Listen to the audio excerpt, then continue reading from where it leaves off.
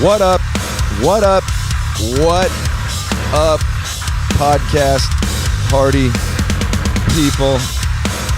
I'm hanging here, and I'm not alone. I got the Subs Club. I got the Twitch twats with me, watching in on this podcast. The Subs Club over on Twitch. I'm on Twitch now. You did not know. In fact, I've been on there for a while, but I just basically started up my whole thing, broadcasting daily over on Twitch now. Riffs, podcast intros, just rocking, talking, riffing, working on acoustic songs. I'm doing vocal warm-ups. I'm doing some of my lessons. Yeah, all that good stuff. All that good stuff you can see over on Twitch. One of these fucking days, they're gonna let me have subscribers. They've got a thing on there that is like, hey, sign up and get subscribers. It only takes a few minutes. And a week later, I'm still in some fucking purgatory where I'm under review for what I'm just like, what the fuck, dude? The fuck, dude? But, first world problems, right? First world problems, not the end of the world, just slightly annoying. And then they've got a thing like, fill out this form. Okay, fill out this form, and it's got all these categories, and then it's got subcategories, and what's your specific question? Hey, why the fuck are you taking so long to approve my fucking, bank info? Oh, well, sorry. They got this auto reply that my category that I filled out didn't apply to my request. And so, to go and fill it out again, I'm like, okay, well, your dumb fucking categories don't apply to what I'm writing you about. So what the fuck am I supposed to write you about? The fuck am I supposed to write you about? If you don't got my category, hey, why the fuck is this shit delayed a week when it says gonna be done in a few minutes? Few minutes. 7 days is not a few minutes. Anyway, I'm over there. Regardless, even without the subs, I'm just hanging out there. And right now I've got Subs Club here watching me do the intro. What are they saying? Don't talk about the robe. Oh, you guys like the robe, huh? That's right. Yeah, it's a woman's robe. That's right. I wore a woman's robe the other day. I wore a woman's robe the other day for my Facebook Live. It was so liberating. I should have went commando style, just fucking freeballing it. And I didn't. I don't know why I didn't. I thought about it. During it, and then I should have just done it then. But I was like, hey, I'm already in the moment here, man. What I mean, taking off my shoes and fucking doing all that shit. So I was like, it would have ruined the flow of the acoustic happy hour. Every Friday, if you don't know, podcasters, you should know. But if you didn't know, every Friday I'm doing an acoustic happy hour. I drink beers. I play acoustic songs. You drink beers. You smoke weed. You fondle, your girl or your man's genitalia. You have a good time. It's good shit. It's good shit. Try and mix up 3 new songs every week, and then I try and mix up the sets from the 2 weeks prior. So it's a good time. It's a good time, man, and I enjoy it. Kind of keeps me busy, keeps me on my toes. I got to keep learning stuff. I got to keep learning, man. That's what I like. I like keeping learning, and it has been. I learned it. What song did I do? I'm going to do, this week I'm going to do Green Day when September ends, because we're going into September, and even though it's still just August, I have to learn this song. It just seems appropriate for everything that's going on in this crazy fucking world here. Jesus fucking Christ. California's got 600 fires burning. We've had 13,000 lightning strikes in the last week or so, week and a half. We've got this thing called dry thunder that's coming in. So it's like just exactly what it sounds like. There's no rain. It's just thunder and lightning. It's fucking insane. This is August. And then the weather is just crazy. Last week it was 106, 108. It's 130 in Death Valley. Today, when I pulled up into Oakland, it was 63 degrees. It's just fucking insane. And all the fires. Today was the first day in a week and a half where I've been able to walk out of the house without a mask because the air quality is brutal. I mean, just smoke, so much smoke in the air, just everywhere, just a blanket of smoke over the whole Bay Area. And even though I'm about an hour away from it, it's still getting in. You know, they're getting the one that's about an hour away from me under control. Contained, they call it. I believe it is mostly contained. But yeah, man, it's been crazy. And then we got fucking Jacob Blake in Kenosha, Wisconsin, was shot 7 times in the back by police. Another horrific shooting. Incredibly, he survived. He's going to be paralyzed for the rest of his life. And it's going off there. I mean, it's going off. And then today there was a fucking white supremacist, or last night there was a right-wing militia, fucking 17-year-old crazy fucking, militia, white supremacist kid went in fully armed and ended up murdering 2 protesters. And the police let him just walk away. The police let him just fucking walk right past them. In fact, they were talking to him beforehand. In fact, the right-wing militia, these are just civilians. This is not, they're calling it a vigilante. This ain't a vigilante. This is illegal. This kid was 70. He wasn't even old enough to own this fucking gun. He had the gun illegally. Got there, talking with him like, hey, we're here to back you. They're like, hey, cool. Well, we'll push him down and then you guys can do the rest. He's caught on film saying that. Like the guy, some other fucking idiot. And, yeah, it's fucking crazy. It's crazy here in this country right now. It is fucking batshit insane. But I'm doing this podcast to hopefully take you away from all that for a little while. We do talk about it here, but, most of it is just kind of, this is a story about a person's life, why that, it's called No Fucking Regrets. It's about why they made the choices that they made in their life. So they came to a path where they could have gone left or they could have gone right.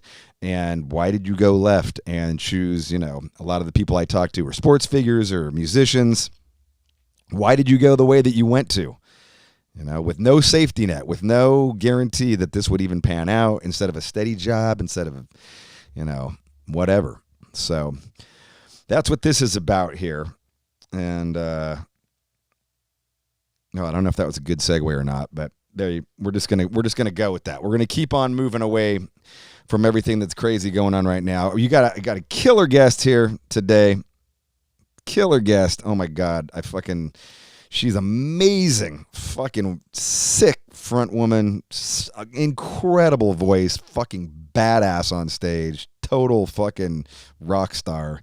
Fucking awesome songs. I love this band. I got Lzzy from Halestorm. Lzzy Hale from Halestorm.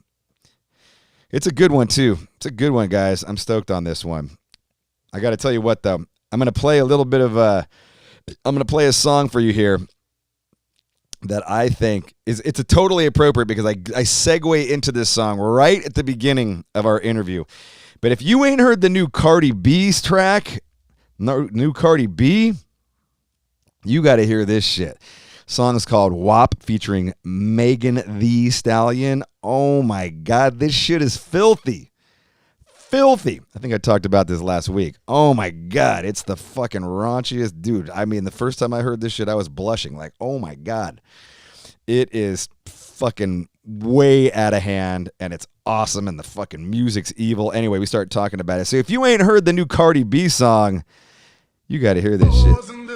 There's some whores in this house. There's some whores in this house. There's some whores in this house. I said certified freak. 7 days a week. Wet ass pussy. Make that pull out game weak. Yeah. Make that pull out game weak. Yeah. Now you fucking with some wet ass pussy. Bring a bucket and a mop for this wet ass pussy. Give me everything you got for Shit's so this out of wet hand. ass pussy.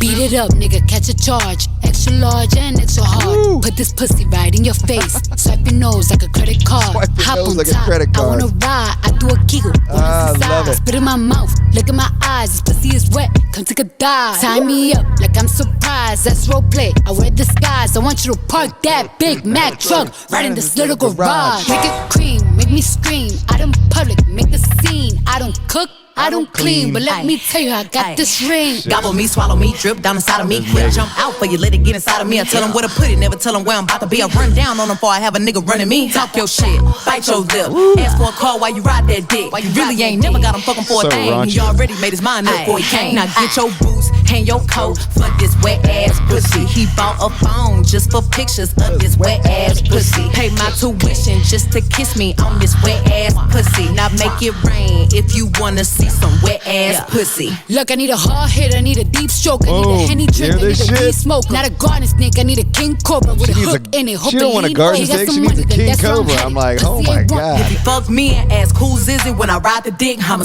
meet ya. If it don't hang, then he can't bang you. He's a bottom feeder. Big D stand for big when they eat ya. If he ate my ass, he's a bottom feeder. Big D stand for big demeanor. I can make you bust before I ever meet ya. If it don't hang, then he can't bang you. I love that shit. So good. So good. I'ma spell my name. I tell you what, shit's fucking raunchy. And there's a huge controversy going on. All these fucking dudes are offended, and all these white people are offended. Like, oh my God. All these white dudes, like, fucking losing their shit. Like, fucking da-da-da. And you know what? Like, good for them.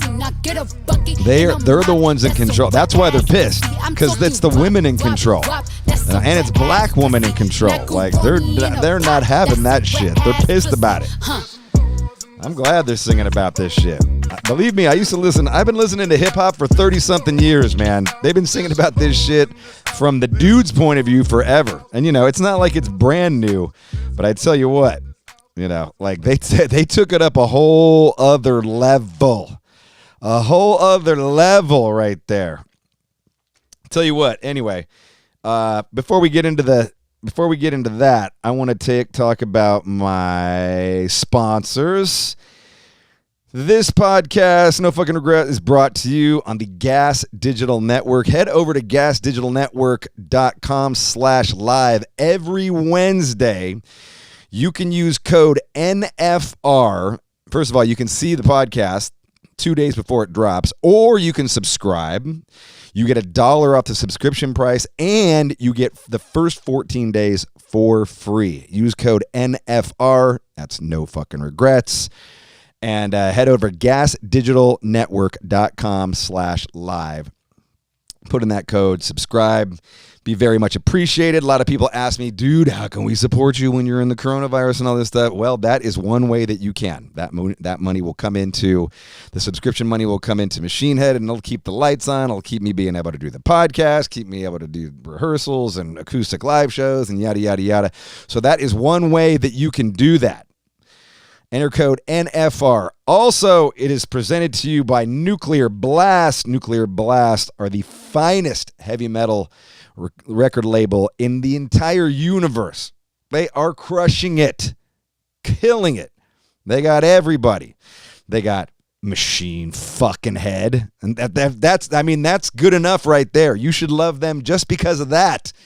But if you need more than that, they got Exodus, they've got Heathen, they've got Nightwish, they've got Madball, they've got punk rock bands, they've got black metal bands. Oh, so much good music, and they have a massive and robust physical warehouse in both the American warehouse and the European warehouse that will give you fucking orgasmic vinyl. I mean, just next level, super premium vinyl packages, box sets, every multicolored vinyl, black vinyl, yellow vinyl, silver vinyl, splatter vinyl, picture disc vinyl, like all the good shit. Head over to Nuclear Blast. Depending on where you live, you can go to the EU one or the US one, but just Google Nuclear Blast. You'll find that shit. Awesome stuff. Today's podcast is sponsored by Altamont Beer Works. I love Altamont Beer Works. I heart Altamont Beer Works. I do. They've got some great fucking beer. Although I haven't drank any of their beer lately on the I've been exploring other beers at this I got this place now right next to me that has all these other companies. But I love Altamont Beer Works sponsoring my show, and I'm super grateful for that. But they've got some new beers out. So they've got Hella Light 4-pack. It's a NorCal thing. Hella Light. Crisp and easy drinking, moderately hopped, 100% cashmere hops, 3.5. See, it's like a Coors Light, but except for it's like a premium beer.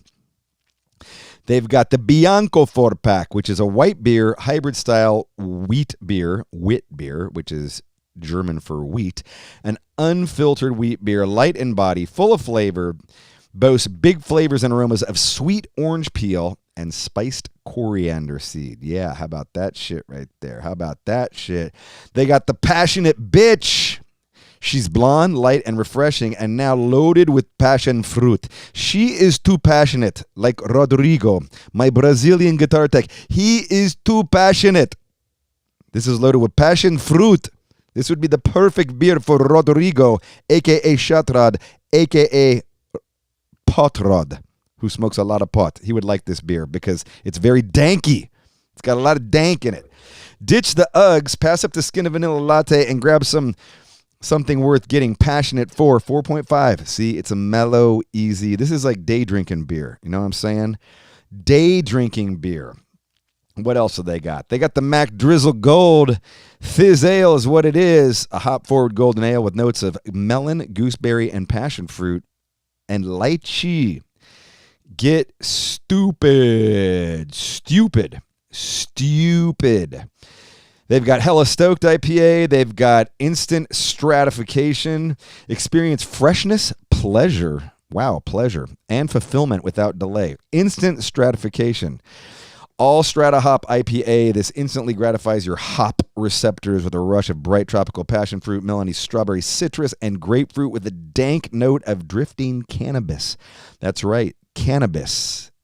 All of their weeds are very cannabis forward. Very danky.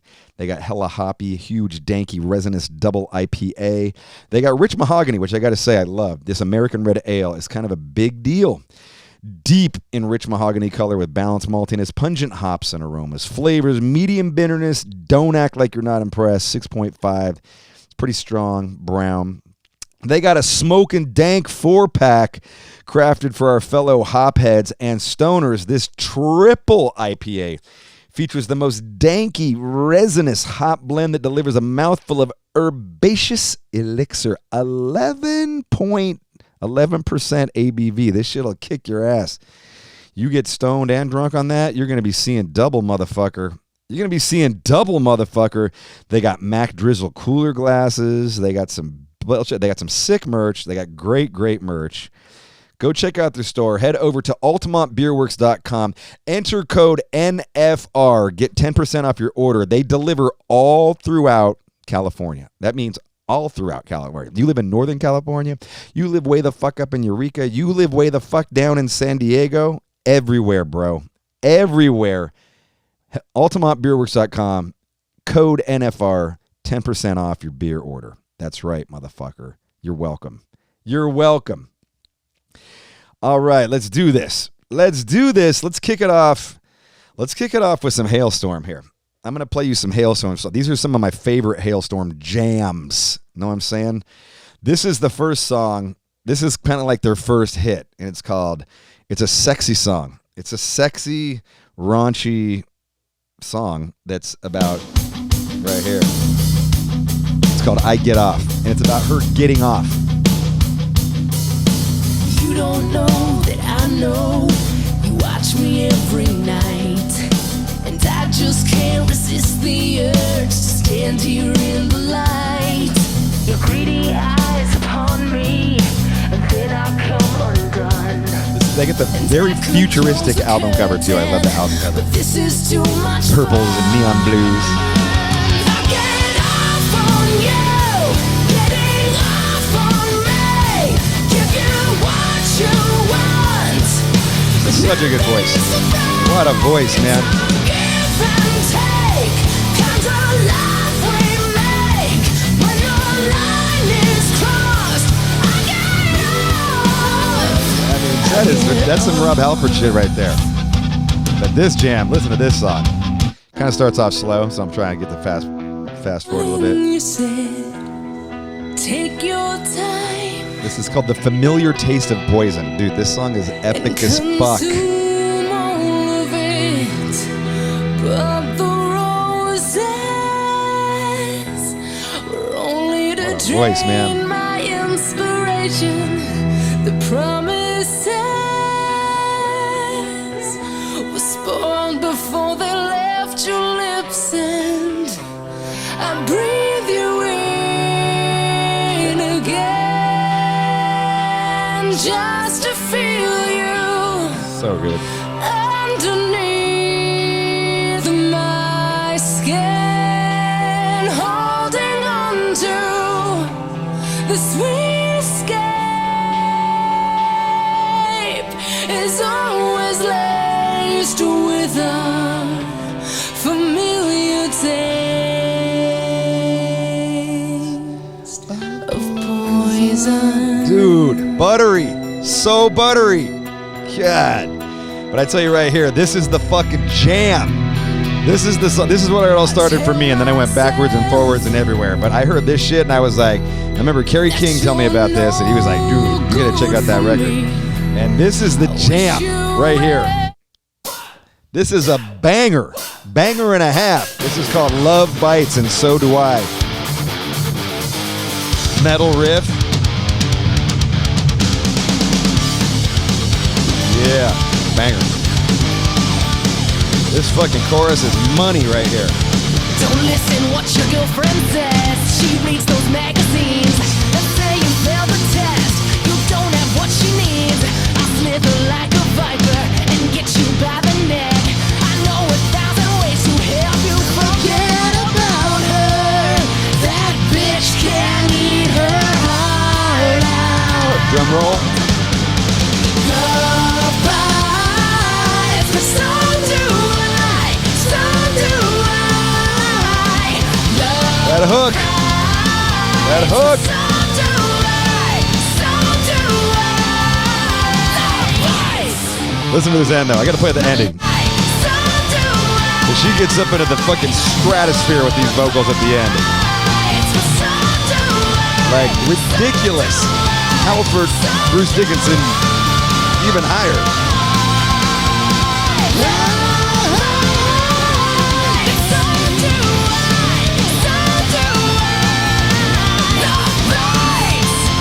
With the grit.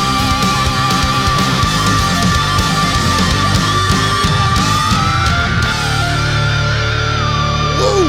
Holy shit! With the fucking grit too. Like you don't even know. That's not clean shit right there. That's fucking gritty as fuck. So much distortion on her vocals that she's adding in there. You don't even know how hard that is. She's killing it. Fucking killing it. This is a rocker too. It's called Freak Like Me.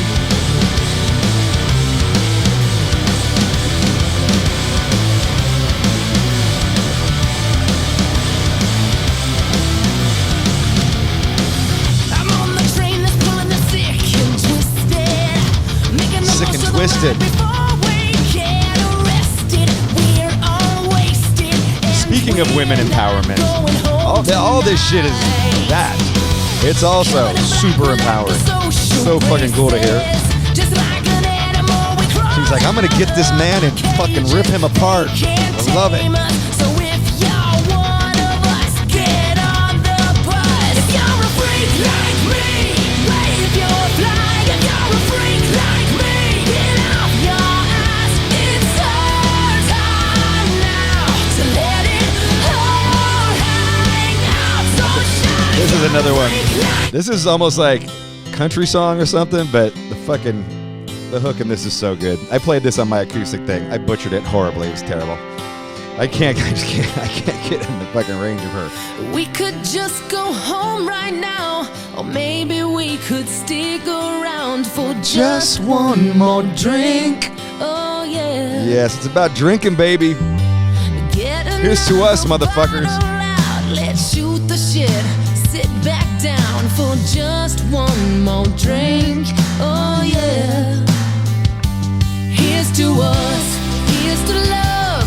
All the times that we fucked up. Here's to you. Fill the glass. Cause the last few days have kicked my ass. So let's give them hell. Wish everybody well. Here's to us. Yes, Here's it's to a jam. us. It's a good drinking song. This is I Am the Fire. Let's get to A the. desire that burns. Cause I am more than this. I promise to myself. No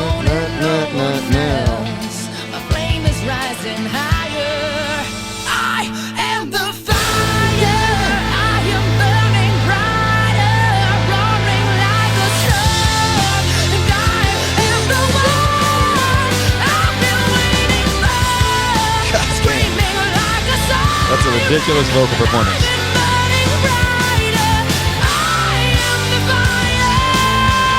Ooh. She is not fucking around. This is off the latest record right here. This is called Black Vultures.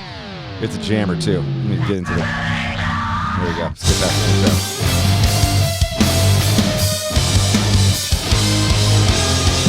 Feels like the end of the world, but it's only the beginning of it all. Forget the things that you've heard.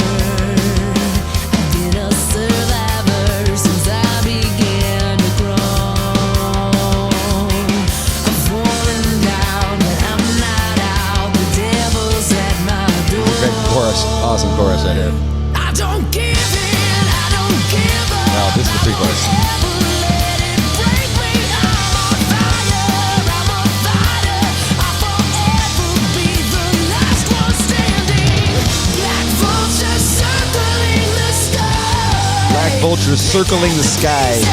Pick out the pieces. Just wait for me to die. So good. But I'm not defeated. All right, but this right here, this is from the this is the latest single.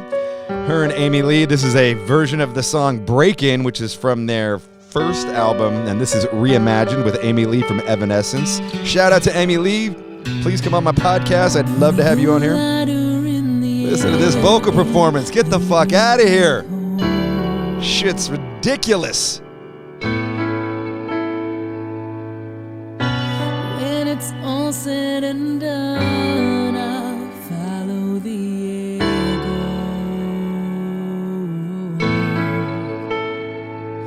I hear you night after night calling out my name. So good.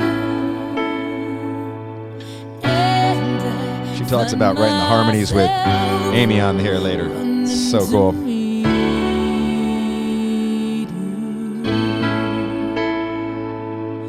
I didn't wanna escape from Here, let the me get a little bricks farther. that I I want to hear when you get the harmonies. so break in and take everything I have till there is nothing Listen to those left. voices.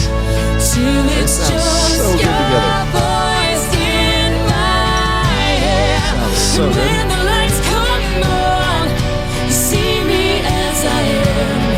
You're still inside me.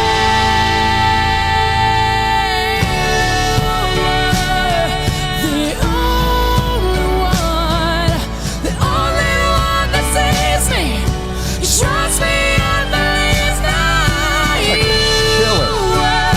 Fucking The ridiculous. only one Ladies and gentlemen, that knows me. I bring you In the dark, the mighty, show me. mighty, Yeah, it's I'm going to say it again, mighty Lzzy Hale from Halestorm. Thanks for having me, dude. It's good to see your face. Yes, totally. You too, as well. It's been a while. It has been. Yeah, we've been trying to Yeah, hook up and do something for a second. So I know. how's the podcast world? Like, has this been something that you always do, or is No, this I just started now doing because it of the about- pandemic? No, I started it before the pandemic. I started it about a year ago, and Oh, cool. I was just doing it to connect with people, and I love a great conversation.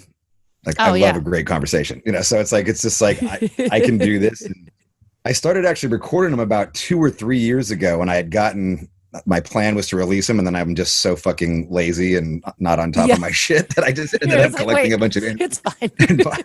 and then finally, like, I met with the people from Gas Digital, like, dude, like, just do it for God's sakes. And finally, like, they kind of kicked my ass and got me to do it. And then it's been going really good. Like, it's really, really going good. And That's awesome. I think now, especially, like before, like, I don't know if it would have done as well without the pandemic, because like I'd get about a half an hour to talk to people. Like I'd go to a show and like to interview them, and it was cool, it was funny, Yeah. and raunchy, whatever.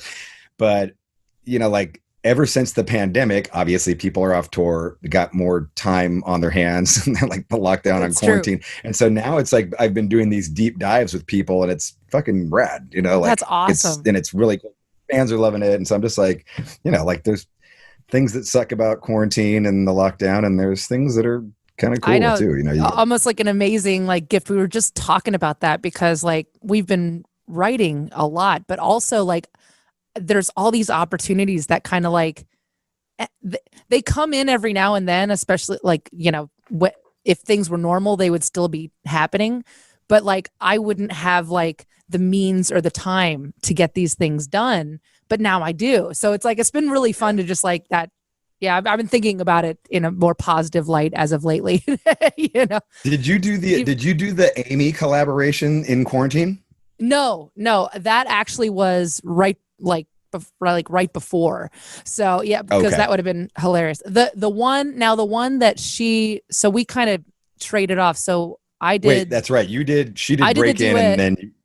But when I got on, and really it was just a bunch of woes, you know, but like, but I'll be out on the video as well. And that was all under quarantine. So it was just like, you show up at the set and there's like a nurse and oh, right. To make sure that everybody's being safe and handing out hand sanitizer, and then everybody's like 6 feet and the director's yelling from some shadow somewhere because so it's been interesting to like do different projects, but yeah. Anyway, sorry. I know you and I could yap without it being recorded, and it's fine. I watched the video with you and Amy on the Break-In Reimagined, and dude, I mean, fucking goosebumps. Jesus Christ! Thank you. Like the two I of you together that. was crazy. I was like, fucking incredible. Like it was amazing. You know, like it was like the harmonies and like really, really cool. I mean, you both have just stunning voices, just completely fucking mind-boggling. And together, thanks. You know, like a lot of time together, like working together. I mean, I don't know. Were those harmonies already there, or were you? Not really. Would you work those out? Yeah, it was interesting because there were some harmonies that were on the original, and that kind of spurred the idea because this had been, you know, kind of in the works forever when Amy and I went out on tour together, and I think this was around 2012 or something like that, 2013 maybe, and she loved the song, and she came back like into my dressing room one day, and she's like, hey, like you do this piano song in the middle of your set every night, and none of the guys sing those harmonies with you. And I'm like, yeah, I'm not going to make the guys sing like harmonies. That's just silly. Yeah. And so she's like, well, can I do it? I'm like, well, dude, you can take half the song if you want. We can make it into a whole thing. She's like, no, I really want to do some harmonies. Like I never get to do that. I'm always like, Lisa, I'm like, okay, cool. So like literally like I would start the song and then she would walk out, and of course you always know when she walks out because the crowd's like, what? And she started doing that with me, and so then this years later we're like, dude, we should remake Break-In and have Amy over. So had Amy over, and then she like kept true to some of my harmonies that I did, but then she did her own thing because I'm like, dude, you have to like branch out and be Amy, don't be me. I'm me over here. So but it was really cool because we recorded that performance style thanks to Nick Raskulinitz, who he's like a big fan of doing that. He like freaks out singers with that stuff because we get so used to like, oh no, we can go back and fix that, right? He goes, no. If you screw up or you screw up, you both have to do it all over again from the beginning. Oh, so you did it live together? Oh, crazy. Yeah, okay, we recorded it live together because we both walked into the studio and he had them set up like, you know, and this is before 6 feet apart was cool. We were actually 6 feet apart, like in the video, and exactly like we were in the video because that was what we recorded. But it was just funny because it's like we're like doing it, and I think we only really did 7. I think it was about 7 takes or something. It was like the 6th one was like, all right, we locked it in. But I thought it was so cool, and this is a true testament to Amy because when we were like kind of going over our parts, we didn't do it with the music because we were like waiting for them to do something. It's like, oh, do you think we should go over the parts? So we started it a cappella, just like in the headphones, because we were waiting for engineer to get his stuff together, and we're going over the parts, and all of a sudden we get to like the bridge, and like we stop, like, oh yeah, that'll be great, And then Amy's like, I'm going to go get a tea. And I'm like, okay. And then I turned to Nick and I'm like, I didn't even realize, do you know how difficult that would be with anybody else to sing Right. a cappella with no reference and go over your parts and then be like, oh, I'm just going to go get a tea and we're going to start. Like, what the hell, girl? Yeah, So, insane. I can't. yeah. Now that I realize that the video is actually your sixth take, in real time. Right. That's even more ridiculous. I thought you went back and just did the video, like faking along, like we all do. Yeah, no. Video. Yeah, I'm used to doing that too. And it's like, oh wait, we're just gonna do all of this, I guess. All right, okay, we're doing it. All of it. That's fucking pressure. That's badass. No pressure. That is badass. I tell you what, it's funny. I was posting. Joe follows me on Instagram, and I posted up a thing of the new Cardi B track, WAP. Oh yeah. and Joe was just like, "Love it! I love it, dude." There's exclamation points, and I was just like, "Fucking such a!" It is. I mean, it's fucking. I wanted to get your take. It's filthy. Dude, like Jesus Christ, filthy, I was blushing listening to that shit for the first time. Like, holy crap. Well, it's funny because I've had a similar conversation with some of like my counterparts in like the girldom situation, because like I'm in a you know, we're all in a small club of rock and metal friends, right? But then I'm in even smaller club of like the rock and metal like female group, and then you realize that I started getting texts from like all of my friends being like, well dude, you've been the I get off girl forever, like I don't know, like whatever. So it's like I'm like, well yeah, but you know, yeah, I like talking about sex and songs and everything. It's like, yeah, so what's the difference? I'm like, absolutely, I think it's hilarious. What I love about it is that I went right from watching the WAP video and listen to the song while watching the music video, right to an interview, like a roundtable interview with like Cardi B and a bunch of these other girls that want to like be like her. And it was the most ridiculous thing I have ever watched. Like, this is incredible. All of these girls are from another planet. Nobody's it's hilarious. So I like it because it's dangerous, and I like it because it's, they're just doing their thing, man. It's fine. You know, if I don't know. I think it's great. And I love the fact that there are so many people that are so incredibly appalled by it. And we're like, dude, like so many people, like, so many dudes are like fucking losing their shit. Especially, and it's funny. I'm just like, dude, they literally wrote the stripper song of the millennium, and nobody can go to strip clubs right now. It's the irony is hilarious, you know.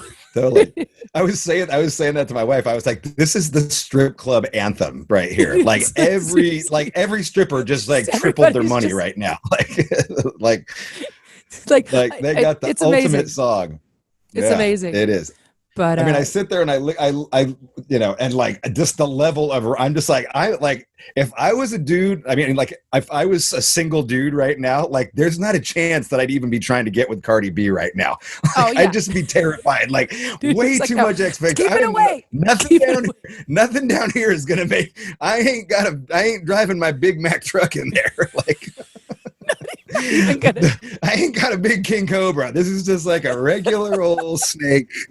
It's gonna get you where you want to go. It's like a Kia, you know. It's like, it's not the flashiest of cars, but it'll get you where you want to go. That's right. It does the job. But look, ladies and gentlemen, Robb Flynn, everybody, Robb Flynn. That's hilarious. Oh, it is. It's such a good song, though. I love it, man. It's so fucking over the top, and I love that.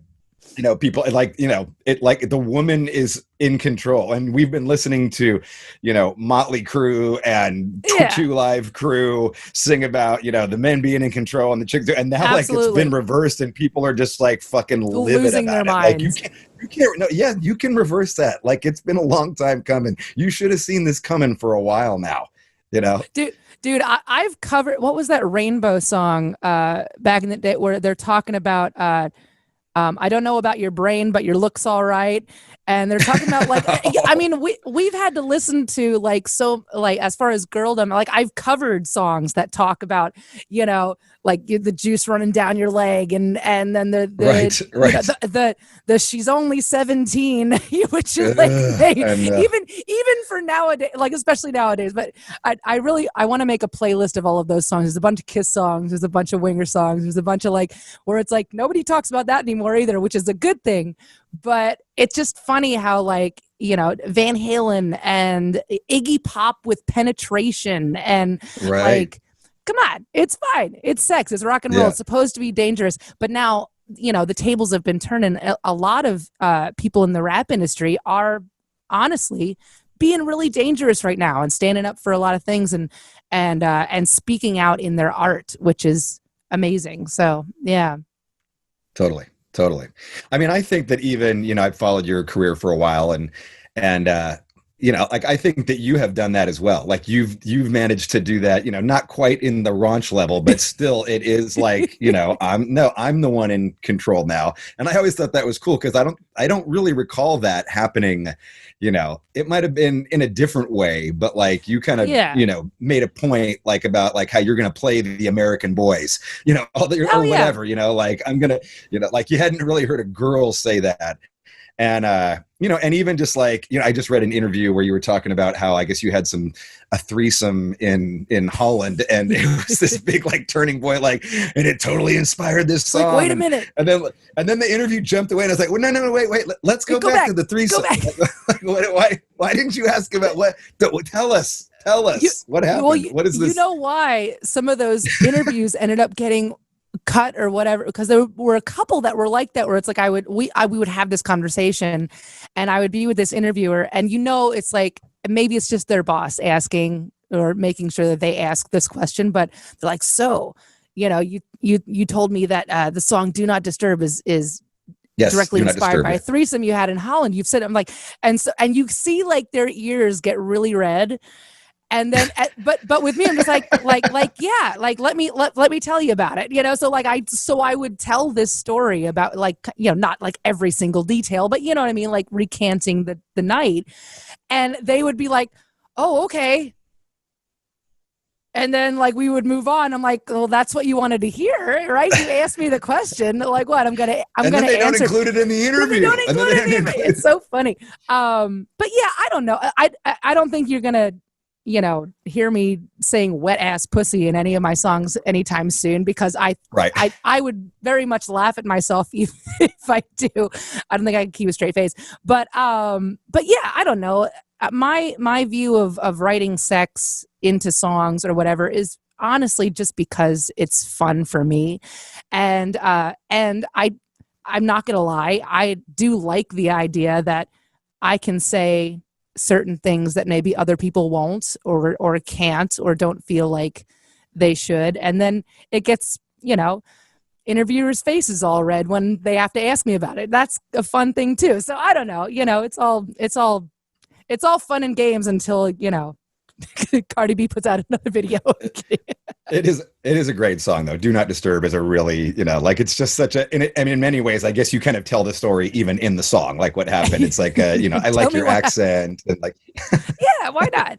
I don't know. I'm sure you have a ton of road stories of your own over the years, and it's like certain things happen, and then you're like, you walk away, you're like, you know, if my 13-year-old self could see me now, what would she, you know, it's like, it's right.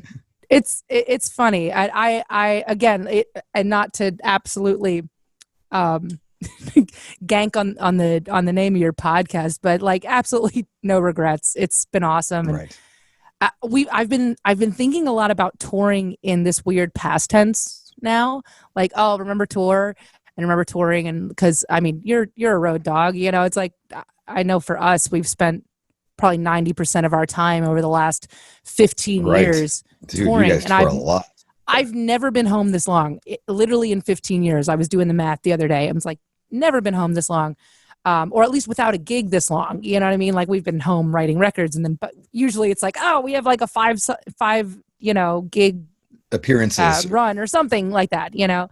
So it's it's interesting to be home, but I really appreciate the fact that even if it never goes back to the way it was, which I feel like it's just going to evolve forward, whatever it becomes, it will become.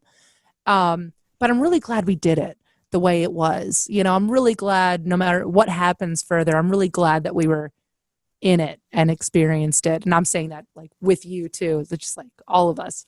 So I mean, totally. It's just such a life less ordinary. You know what I mean? Like I always like there's hard parts and, you know, sure, like you miss your family or you miss your friends and this, that, and the other thing. But it's like, you know, I always remind myself of that. Like I never thought I'd see the world. I never thought I'd leave, you know, I never thought I'd leave my fucking white trash town in the Bay Area. You know what I mean? Like, and that I get to go to Japan or Australia and see, you know, even just trip around on a day off and go be a fucking tourist is right. I never take that for granted. Like it's such a, like, I love it. You know, I love it. And I don't like, I'm not one of those guys who goes, and I know a lot of people are like this and I don't necessarily get it, but like, I'm not one of those guys that like, oh, I can't wait to get home, or like, oh, I miss home so much. And then I get home and then I can't wait to go back on the road. You know, like I'm like, just wherever I am, I'm good. Like if I'm on tour, like I'm happy. I'm sure I miss my kids. I miss my wife, whatever, but I'm stoked to be on the road. And then I get home and I'm stoked to be home. Like I'm stoked to be with them. And that's it. Like I think sometimes, you know, I think moments like this will change people, you know, those kind of people who are like that on the road that are constantly missing what they don't have. Whatever they don't have. No, just appreciate what you got, because fuck, like this, you know, a pandemic's going to strike and now you're not going anywhere for years. Pretty much. Yeah, I know we've been talking to a bunch of people and it's like everybody's being hopeful about when touring is going to happen again, but like, man, it's not going to be for a second, because even if it turned over now, even if, all right, coronavirus is cured and everybody gets back to work, there's still this like looming thing that like, how many people are going to come out? How are bands going to afford to tour? Like part of the reason that we were, you know, kind of lean and mean and living in the black is because we do tour a lot. So we get to, you know, okay, cool. Like we have this like really expensive thing going on here, but you know, we'll make up for that with these 4 gigs here and whatever. Right. You have those chunks and, you know, those keystone situations that keep everything moving. And so like you have, and we've been really fortunate to, you know, be frugal and save up a lot. So we're like, I'm, you know, knock on wood, we're going to be fine. But, you know, I feel bad for a lot of like our, you know, the younger bands that were dependent on this summer tour. Like they just released a record and they're, you know, they're dependent on this summer tour and all of that. So it's just going to be one of those things where very much like what you were just saying about, you know, this perspective being shift is that we're all living in the now. You know, whatever is happening today is happening today. We cannot control what happens in the future. We can't control what happened. We are literally, today is today, and you do the very best you freaking can, you know? So at least that's what I keep telling myself every day. I would imagine you guys would have been on the road for probably the rest of the year, right? Oh, like yeah. Well, we did. Were you getting ready to write? Were you getting... We were getting ready to settle down and write for another record anyway, but we absolutely weren't intending for it to be this long. So, and we had shows this summer to break that up as well, that have since been postponed. So yeah, it definitely disrupted the schedule. At the same time, all of the demos that I had written before the pandemic, I kind of put on the back seat because everything that I've been writing since lockdown and since all of this, and not just the pandemic, but you know, but all of the racial unrest and everybody being empowered and also the wrong people being empowered and this dark and light. It's really, even though I write from a very internal spaces and like the story has to be part of my own. I can't just be like, I'm going to write a song to save the world today. I'm not doing that, but everything that's going on in the world has seeped in to my own story, because there's no way that you can avoid it or hide from it. It's happening.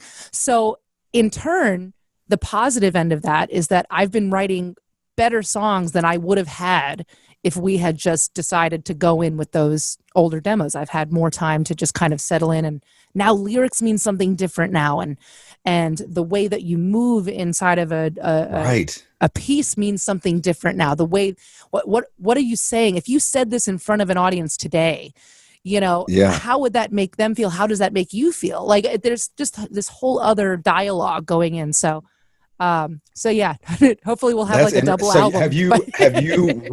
You've retweaked the songs, or you've just written new songs?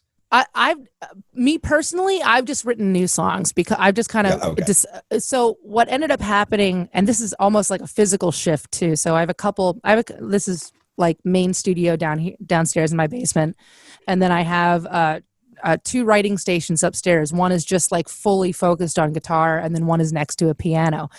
And so for the longest time I was tinkering on the piano, and I had like a kind of a rock rig guitar next to the piano. I had everything there. And since the lockdown, I separated the two, and I've just been like, it's almost like going back to when I was a teenager where I had like a 4-track Tascam recorder, with, like the cassette one. Yeah. The cassette one. And so you're limited, right? You're limited on that thing. Oh, dude, I still have it, and I never threw it out, and I still have all these old cassette tapes where you can't really hear the whole thing because you had to like flip it over and then like record the other tracks, and then you have to bounce each one down. It's at that point in time, kids, if you're watching, at that point in time, that was a very complicated thing. Now, simplifying. Now I'm not writing with the Tascam recorder, but I have a little Logic set up in one of the rooms, and I decided to just limit myself to what I was doing when I was a teenager, which was just myself and a click and a vocal and sometimes a harmony. And I'm literally starting all these songs with just that core in mind. So I can't help but just kind of start with me and whatever that original fire was. So I ended up putting a lot of those older songs in the back burner because I'm like, I can always go back and tweak them. But right now I'm just having so much fun just letting the new flood come in. So yeah. I think that's really smart. You know, like I feel like it's crazy to me because I listened to songs from 6 months ago that came out, you know, and it's just like, wow, that world is gone now. Like, you know, like, and I listen to a lot of rap. I listen to a lot of rap. So like even now, like some of the rap songs are still like talking about being in the club and partying. And I'm like, no, like no one's doing that. Like, what do you, like, we got to move on. No one's in the club, guys. No. Yeah. It's like, it's a different, you know, I was even listening to, I forget what it was, something like Post Malone song came out, and I was just like, wow, this is just, it sounds like a fucking, we've lived so much life in since March, like when the lockdown happened, and everything since then. It's like almost like, it feels like a year and a half in 3 or 4 months. It's a completely different lifestyle, you know, and it's a completely, and as far as like mentally, a lot of us, I feel like a lot of musicians have been extremely adaptable because, I mean, we wouldn't be musicians if we weren't like ready for whatever's okay, this week is different than next week.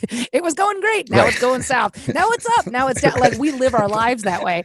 So it's been interesting to like figure out kind of who you are. For me, I've had to figure out who I am without my bandmates, without my touring schedule, where both of those things are a huge, like, they're my comfort food. That's like what I do, man. Like I can't wait to like get out on stage every night. And I've had to find, like, you know, hypothetically, like I've had to find new drugs, man. I've had to find new ways to like get highs. That high. Yeah.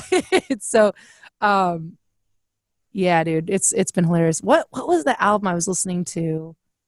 Why can't I think of the band name? Yankee and the Brave. They just put out Run the Jewels. Run the Jewels. Dude, that record, first of all, that record came out before any of this went down and is so incredibly relevant and just so good. Like, I am obsessed. It's like on rotation, like just in the car. Oh, that record kills it. It's so sick. Look at all these slave masters posing on my dollar. Get it? Like, I just love those little. It's you know, and then there's just the whole ooh la la ah wee Yeah. like yeah, Wee, that's wee. Ooh la fantastic. la, ah, wee wee. It's like it hits all the zones. It's just like it's like got guilty pleasure all over it for me. But then there's also just everything so poignant, and the lyrics are so great. The guest appearances are Yes. just amazing. So yeah, that's one of those that I'm really into right now. Yeah, I can relate. That record to me, you know, we were talking about records that don't seem like they fit today anymore. That record does. You know, that record, and granted, those guys have always been singing about that. You know, they kind of have this weird blend of like, let's get stoned and drunk and then fucking fight the system, or what, you know, like it's always been that kind of balance. You know, like we can still party, but we're fighting the system and fucking the man. But if you're gonna stick it to the man, you might as well you might as well be high and drunk. which I was like, sure. Which is just good advice for anything. Yeah, that record is a phenomenal record, though. Like great songwriting, great rhymes, great lyrics. You know, I think now to me that's what I kind of zone in on more. Like when and I think that's what to me connected about the break-in song. Like I could have swore that you guys did that break-in song like post-pandemic, because it just had this loneliness and this ache and this just disconnect, you know, and like, I don't know, just from my, you know, outside perspective, that's how it hit me. And I was like, wow, this is so fucking perfect, you know? Yeah. And considering like at this point in time, I know a lot of people would be like, yeah, somebody can break in my house. At least I can see another person. It's fine. But no, Amy and I talked about that after we recorded it, because again, even before all of this happened, the original way that I wrote the song was just kind of this, you know, it's just a love song and whatever. It really wasn't like this deeper meaning. It was just like, oh yeah, I liked how that sounds together, and it's a love song. Woo. Be great to like say that in front of an audience, you know, as a love song to them or something. And then when Amy and I recorded it, all of a sudden we were like, well, actually, this makes me feel like there's almost this unity between you and I. Maybe there's this longing that we've like been missing each other, but also like there's this female empowerment end of it, as in like we have each other's backs as well.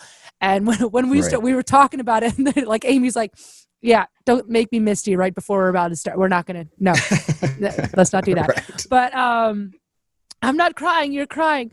But yeah, and I don't know, that's the beauty of music. And I listen to a lot of early Soundgarden these days as well. And it's funny how after the fact, and since we lost Chris, how much different those lyrics are now too. Right, to me, dude. You know, and totally. and it's almost the things that that went by so quickly, like within those songs that I thought were just kind of vapid, like, oh no, he rhymed down with frown, cool. You know, those things, all of a sudden you start piecing the puzzle together and you're looking at it as a whole picture, and you're like, oh God, like he was saying it to our faces the whole time, you know, just like this, the struggle was always real and always there. It wasn't just, you know, something for radio or a piece of art. And you can say the same thing about Chester Bennington, you know. You know, we I think as listeners, a lot of times, and there are artists like this that talk about certain subjects just for the sake that it's on trend, or I'm really emo right now and I gotta be like wah, you know, on a track. I know there are artists that do that, but I think that for the most part, the ones that are absolutely undeniable, there's always this element of truth, because it has to be, because I think that people can tell when you're just pretending to be something that you're not. And so in the case of Chris Cornell or Chester Bennington, who were absolutely, you know, they were unapologetically themselves. And even though some of us were like, oh, you know, that was a hit on the radio, they probably said that to like relate to the angsty kids or whatever. And you see in turn, they're like, oh no, there was absolutely core truths in there. So not to get off the morbid subject, because, you know, of course we miss both of those guys and they were tremendous talents, but taking that into consideration as artists, you know, you have to be writing from an element of truth and an element of core, and you can't just sit down and be like, all right, what's the character of Lzzy Hale going to do today? Let's give her an adventure, shall we? Here we go. And believe me, I've written those songs. I can. It's easy to do. Like, all right, I'm the I Get Off girl. Let's write a sex song. Let's do it. Right. But in order for any of that, you got to dig in though. Like you can't like, you know, it's got to be. There's got to be some humanity to it, or some soul to it that like is real, or just is fucking corny, or it doesn't work. And people can tell when you're not being genuine, and people can tell if you're not necessarily enjoying or not necessarily meaning what you're saying, you know. And I think that writing from an element of joy as well, writing not because it's your career at this point. And this is something that this is a huge hump that I've had to hurdle over. And I thankfully in the last couple of years, I've just I was going to say, I don't know what writing about joy is. Yeah. Like, I'm not allowed to write about joy. You're not allowed to write about joy. No. Not necessarily subject matter, but just writing from a place of joy, as in like, I'm writing because I love sitting down here and I love playing guitar and I love singing and I love piecing the puzzle together of the song. Not, hey, I'm going to sit down and write a song today because my label wants me to, or because, you know, we have this impending deadline and maybe the radio will play us again. You know, I've called it the dawn of no. And I know that as the years go by, I give less and less fucks. And it's been such a great thing because it's like, okay, well, do you like it or don't you? Do you enjoy playing it? Do you not? You know, it's so simple that it's so hard to like keep that and cherish that. So anyway, I'm rambling. It is. I think no. Go ahead. It's called No Fucking Regrets. Shut me up. You can Shut me go up. on. No, you know what though? It's funny. I was listening to what you were saying there, and I love that you brought up Chester and Chris. And I was just like, ever since the pandemic now, my wife and I have been doing this thing on Fridays and Saturdays. We just have date night, Fridays and Saturday night. You know, like I'm down here at my studio just working, but then Friday and Saturday we rearrange the garage. We've got a couch set up there. We just drink and watch the sun go down and talk and listen to music. And the other day, like this is probably like 3 weeks ago, we went down a Chris Cornell Chester rabbit hole. And we're just like listening to it, and we were listening to the music, and we're just like, God, the fucking lyric. And we got to the Day I Tried to Live, and we were just like, oh my God, this is the fucking, like the fucking lyrics are so fucking depressing. Like they really are. He literally, I know that song. And even Linkin Park, Chester was, I mean, like there was so much of that, you know, and that is, I believe, why both of those guys connected to so many people. There was this fucking genuine pain. There was this genuine ache, and they were saying it. And I, you know, I think even more in Chester's case, you know, I don't know if singing about being insecure was like Chris Cornell's era. Like he would have said it in a different way. I fell on black days. Yeah. He wouldn't, but Chester kind of like put that like, you know, I'm crawling in my skin. I felt, you know, I hate who I am, you know, shit like that. And it was like, wow, like it was just such a, you know, and I already knew those lyrics, but just listening to it again and just thinking about it and imagine and just being like, fuck, man, it's really, it's sad, you know, and it made me think as an artist, and I don't know, and I was going to ask you this, like while you were saying this, you know, I think so many times there's this, like, you sang about your pain, and you sang about this, you know, maybe this trauma that you went through, and everybody goes, well, you sang about it, now you're better. Yeah. And it's like, no, I just sang about it, and all those demons still affect me, and I'm still trying to figure all this shit out. Yeah. I just sang about it. If that was the case, if I could write a song about something that's bothering me or whatever my own internal struggles are, if I could write a song about it and then it be gone, I would only have ever needed to record one record, and then I'm like the best person in the world right now. Like that's not how that works. But it is a constant process, and I've written the same song. Actually, it's funny. I did this for one of our new songs that we ended up just recording, and I wrote the same song or the same subject matter with the same title in 4.5 different ways. And it took me getting to the point of like the 5th draft, with different music, different melody, whatever it was, the 5th draft for it to actually like click and be like, oh, Right. now I understand what I'm feeling, And so we use music. I absolutely use music as a part of that, as a part of like figuring my stuff out. And I free write a lot before I end up digging into lyrics and just, same here. Yeah, it just helps. And I have this view of music as in like, we said this before about it not necessarily being a career choice, but it being this way for you to work through things. Absolutely. But those things don't go away. It's almost like these are your weapons in your arsenal, like just because you have, not Right. to get all Dio on you, but like just because you have a sword in your pocket now doesn't mean the dragon's going away. It's every now and then it pops up and you got to like slay it again. Hey, maybe you get a different weapon next time, maybe a bazooka, but it's like, it's just a constant process. And that's why we haven't stopped doing this. If like I've been in this band, Halestorm just turned 23 this year. Wow. And I know, right? I mean, Congratulations. That's amazing. it's one of those things where I was talking about it with my little brother, because my little brother is my drummer and he and I started it when I was shout out to 13 and RJ. 11. Oh yeah. Hey buddy. He's That's not crazy. watching this. 13 He and won't know 11. That's insane. Yeah. We named it Halestorm. We entered ourselves in a talent show. We lost to the tap dancing cowgirl, but we started. but after that, we started gigging. The You next showed her. Oh, I need. My mom still has the VHS of that, and I need to get it and convert it or something, and figure out who the hell that chick was, because I want to know if she's doing anything right now. Yeah. I'm gonna go and stalk her. Are you still tap dancing? Yeah. Weird story. Tap dancing workout for you.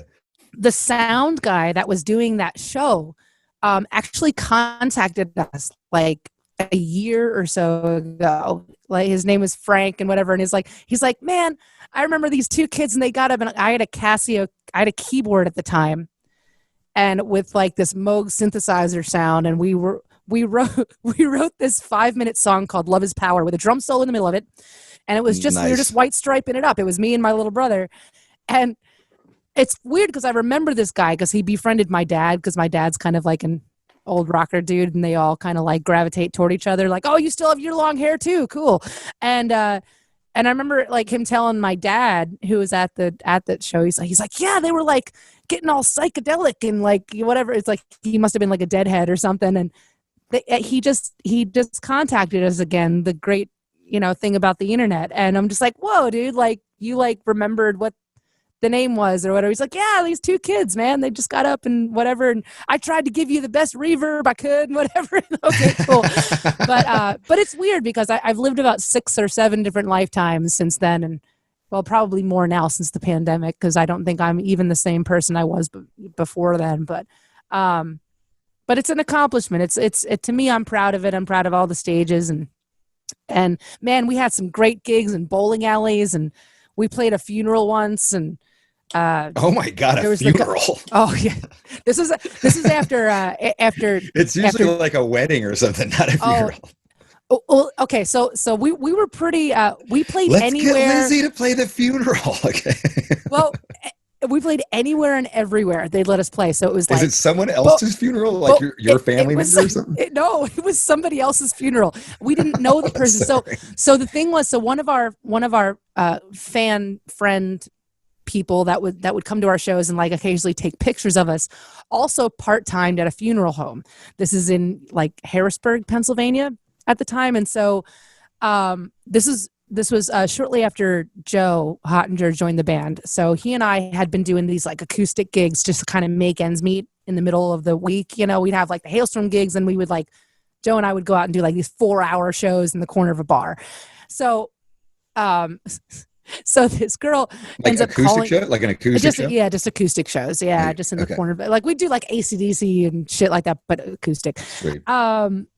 But and then like throw in the originals it's like, hey, reeled in on that one. Check this one out. But anyway, so the funeral was not anyone that we knew. The girl that worked the funeral home said, hey, this woman, there's this funeral going on tomorrow. The wife of the deceased wants a live act to sing 3 of her dead husband's favorite songs. Okay, gotcha. Right. Okay, that makes a little more sense to me. Yeah. So the girl's like, oh, I actually know these kids, and they play, and so it was a Jim Croce. It was a Fleetwood Mac song. Either way, but it was so awkward because we had to show up. We showed up at 9 a.m. and had to go into a separate room in the funeral home to audition for the grieving wife. Because she was like, we can just play the song. But okay, the reason we took the gig, though, is because she was paying us $50 a song, which at the time was a really good deal. Yay, we get pizza, So we audition, and she is crying, and she's like, it's fine. That'll be great. That'll be great. We're going to set you up. And so they set us up. Thank God it was a closed casket, but they set us up in front of the casket, in front of all these people that were just bawling. At least at this point in time as a band, we were used to you end a song and there's clapping or woo or something. Nothing. There was crickets. Everyone's bawling their eyes out. Sobs and crying. It was a real bummer of a gig. No pun intended, but it was a real bummer. And what do? You can't be like, let's hear it for Bob. You can't I know. You all right, next song. Rock talk isn't going to work for that. No, it is. Right. All right, guys, we're here for Bob. We're going to celebrate his life. If I could save time. You could have said that. You probably could have said that, yeah.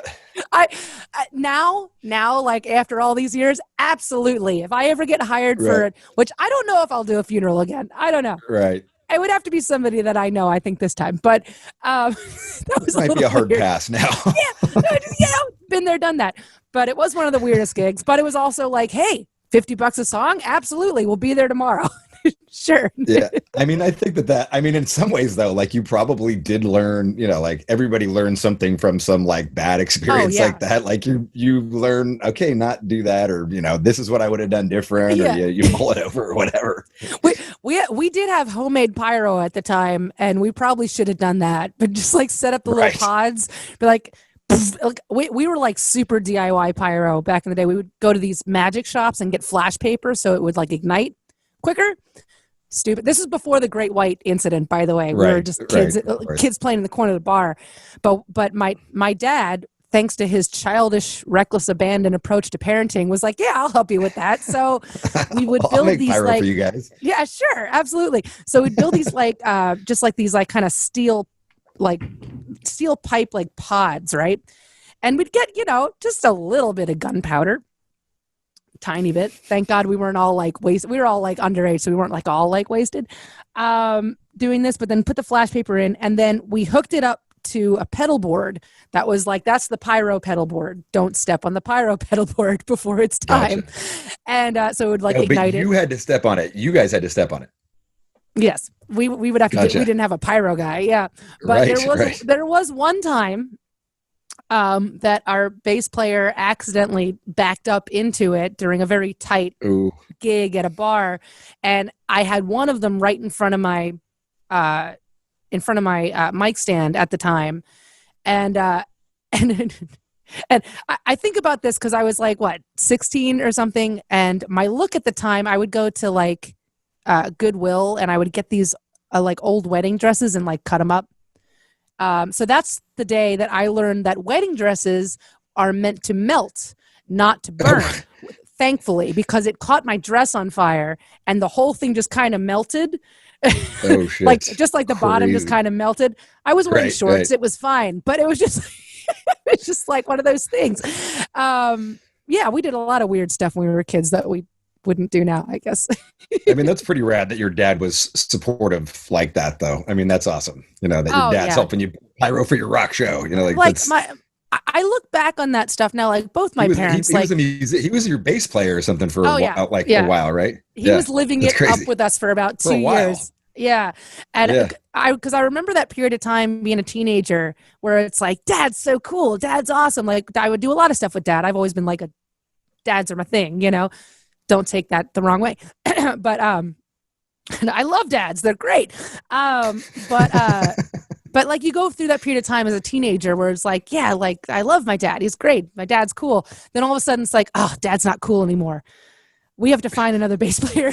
we had to sit dad down and be like, Dad, we love you so much, but we're gonna look for members that are our own age We now. love you You know, so much that we're gonna give you your life back. yeah, exactly. You know, but no, if you really want to laugh, there are clips from even before the pyro, whereas my dad and I ended up building this rotating upside down drum kit for my little bro. And I had a keytar at the time. Sick.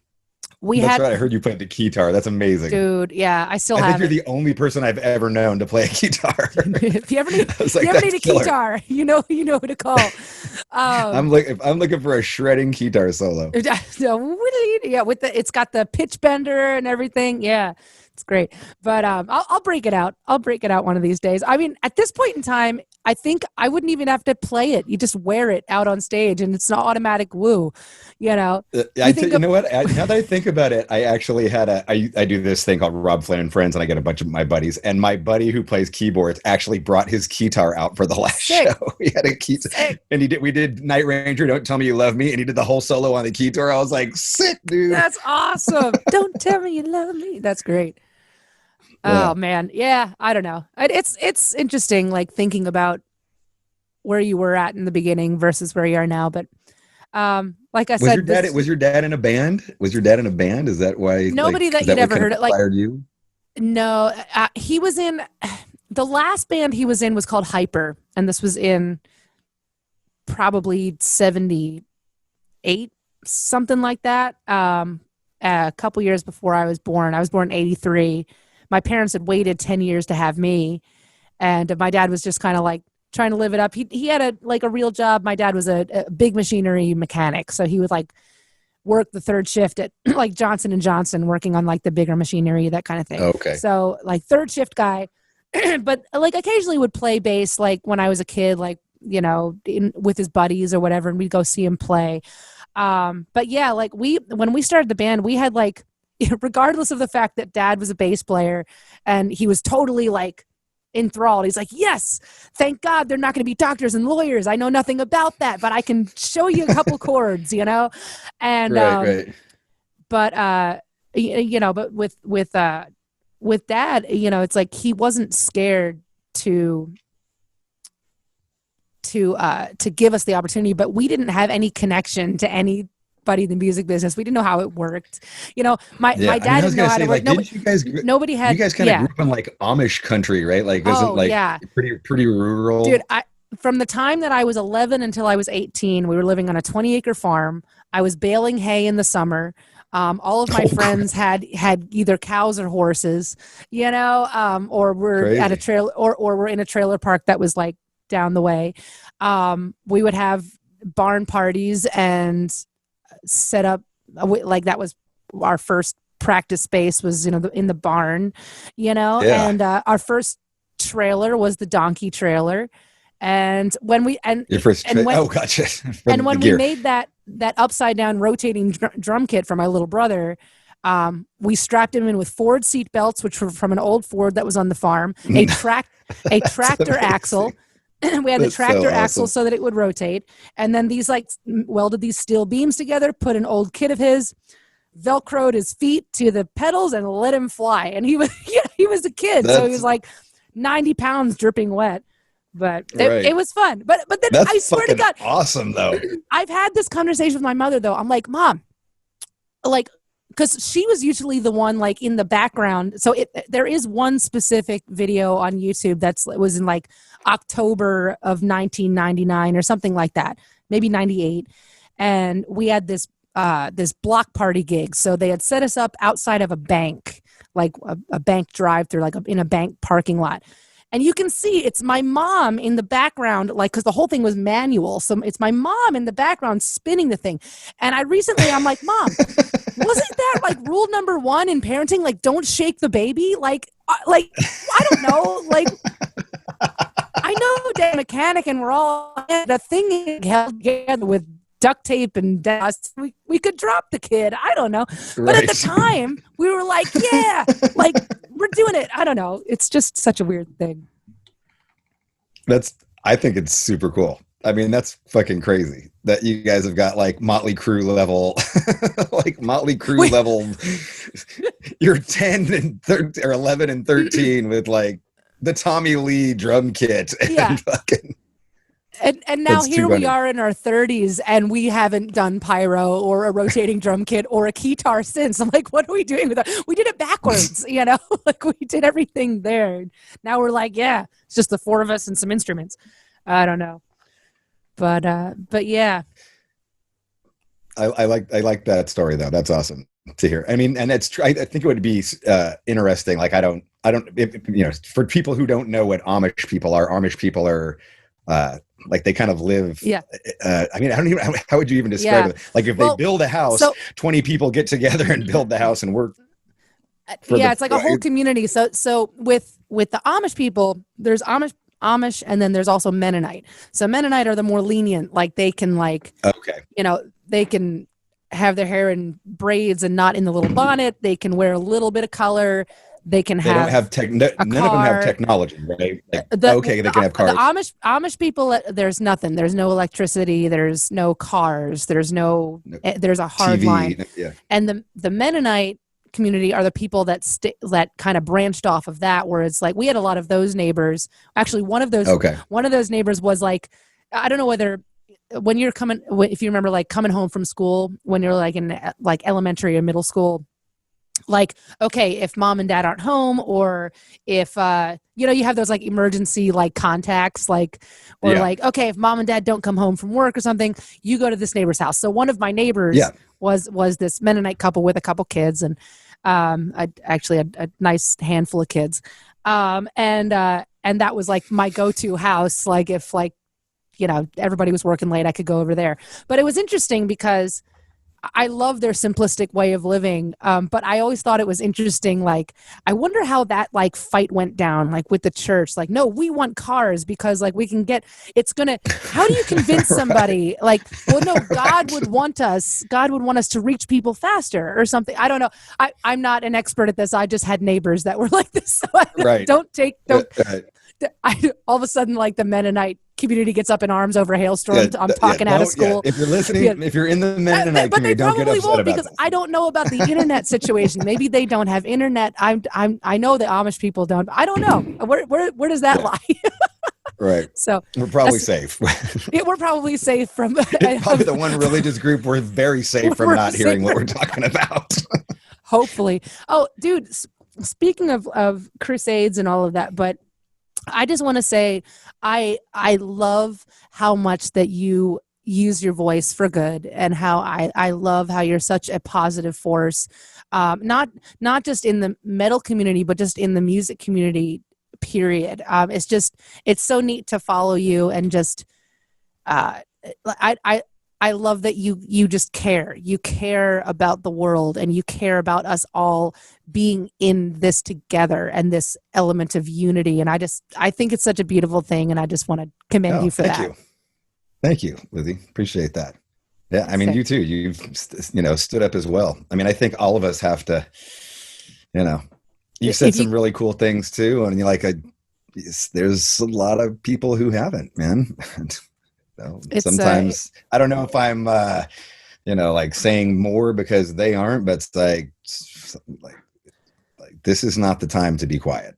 No, and there might have the last 3 years might have been the time to be quiet, but now, like with the way shit's gone, like absolutely, it's not the time anymore.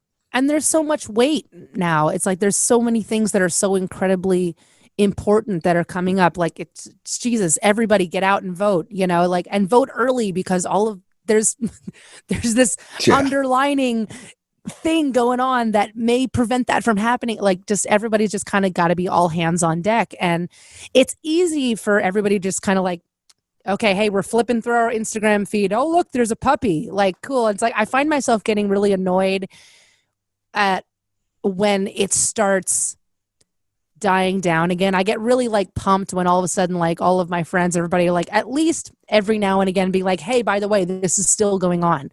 Hey, by the way, you know, like, we all still got to do this, guys. And then all of a sudden it starts trickling.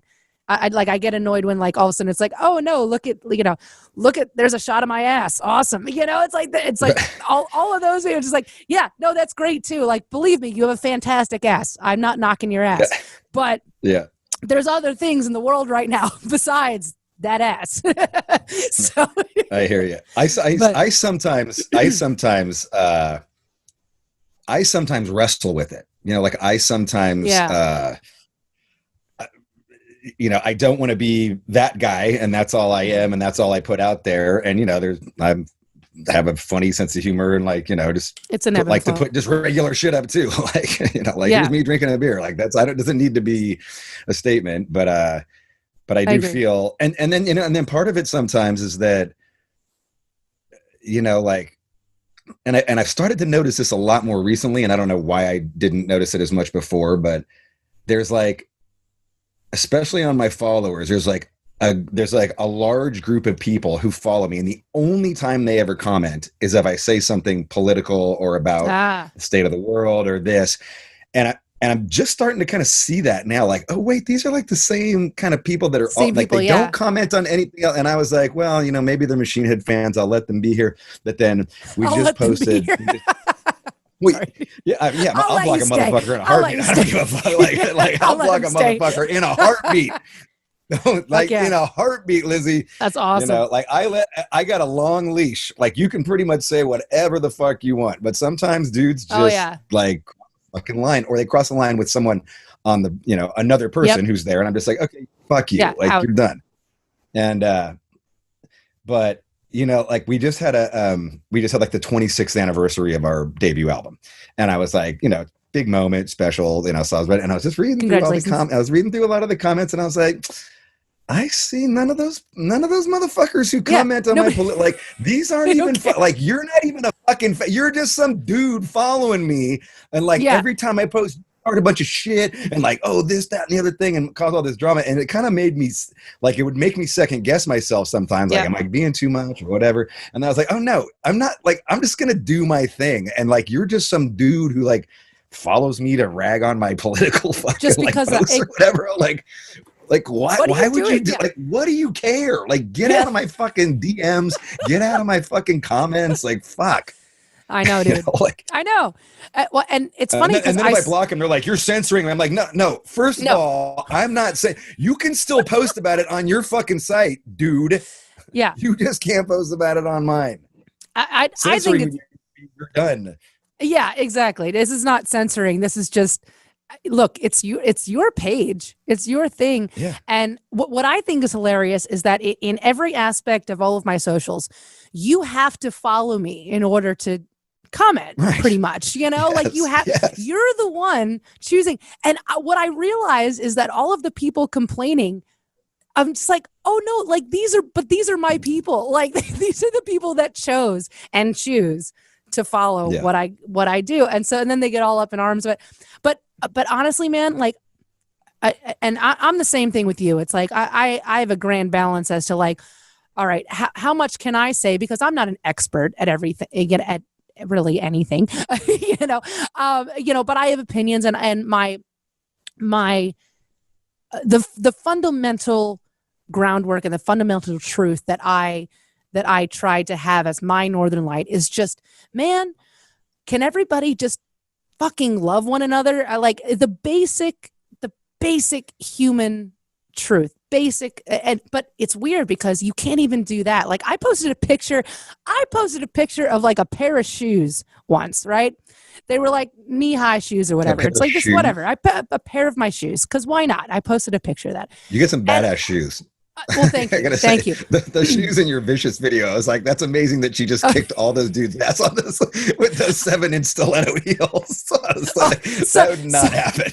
So sidebar for a second on that subject. When I was making the video, so like they had these like stunt guys that were showing me how to do these things without actually like, hurting anybody or myself.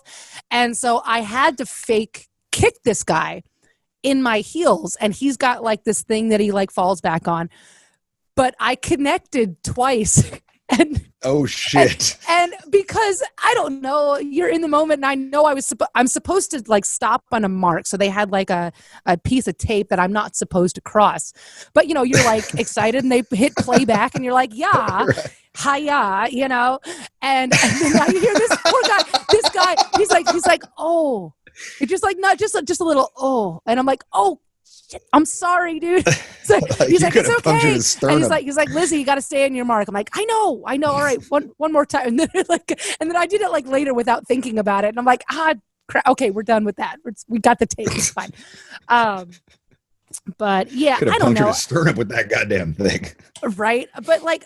I posted a picture of like my stilettos at one point in time, and there were all these people that made it into this like political situation. And I'm like, it's shoes. They're like, well, you're just trying to sell sex. Like, and like, how come you can like talk about like peace, love, and equality and humanity, but then you're selling? I'm like, first of all, I don't like getting on there and arguing with people because you can't argue with stupid. A lot of people are just dumb, and you just can't do it. And it's and even if you dumb people are watching right now, you don't know you're dumb, so it's fine.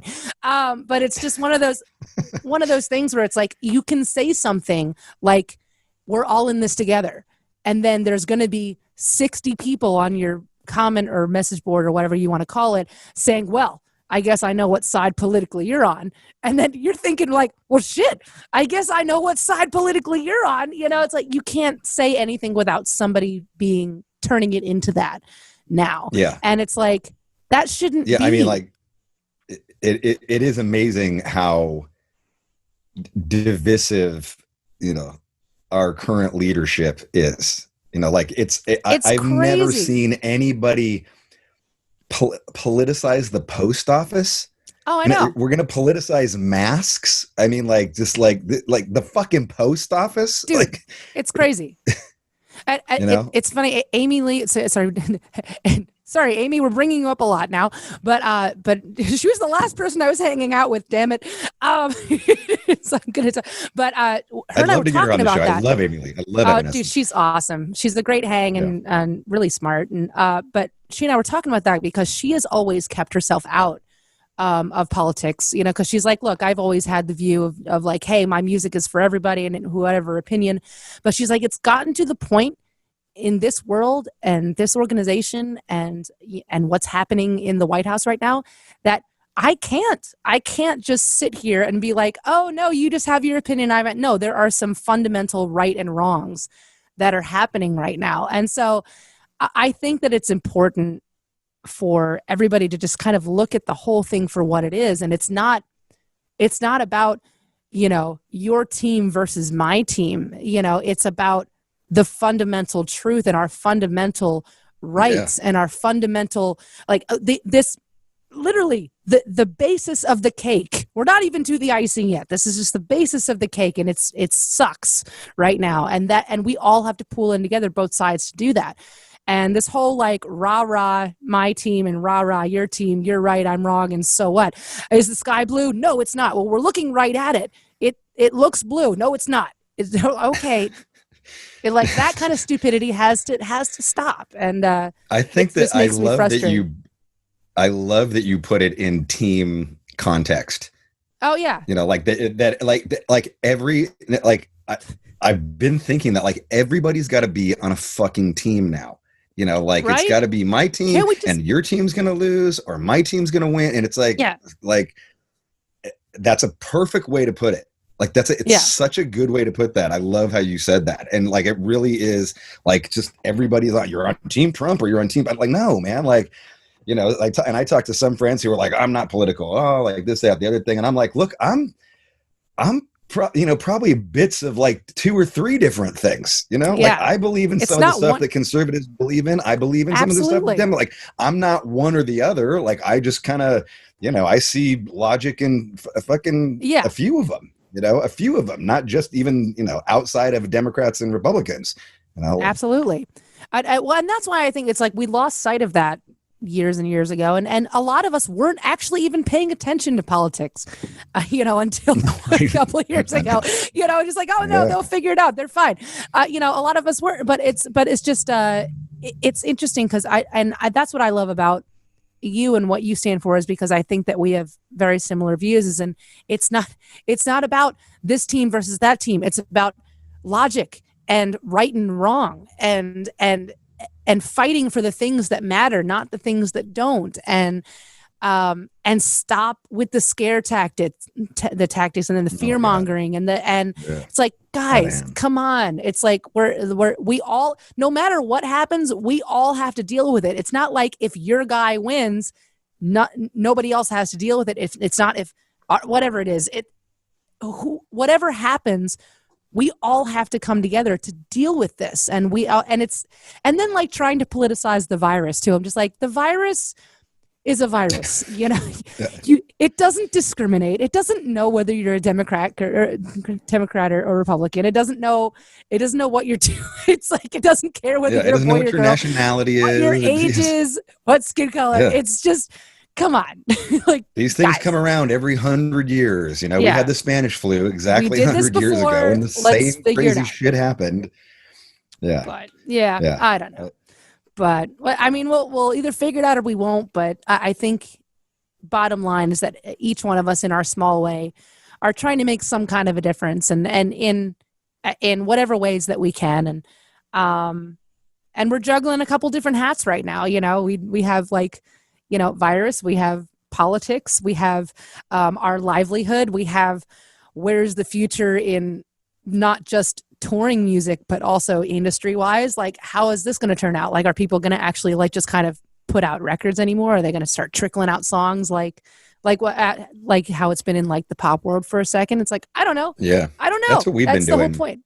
Yeah. That's what we started doing. I just think that's cool. We started doing it a while ago, and I think that's, it's kind of like the 50s, like how records, it was just all about singles, and then a record was kind of an afterthought. Like, I think that's what we're going back to, and eventually that may change again, but at least, I don't know. I mean, I think that's a way to keep fans more engaged, faster, we take a long time to write a record. So like, I don't want to wait. We're slow. I don't know why we're so slow, but we're slow. Here's a couple songs. Go. Yeah. Enjoy this and wait for the next one. Yeah. I like it. We were just talking about that the other day, about how like, I wonder if the industry and we've talked about doing this too, where it's like, we have to think about it more like it's Netflix versus Blockbuster, and like, totally leave people wanting more and give it when it's hot. It's like, hey, we just did this thing. What do you think?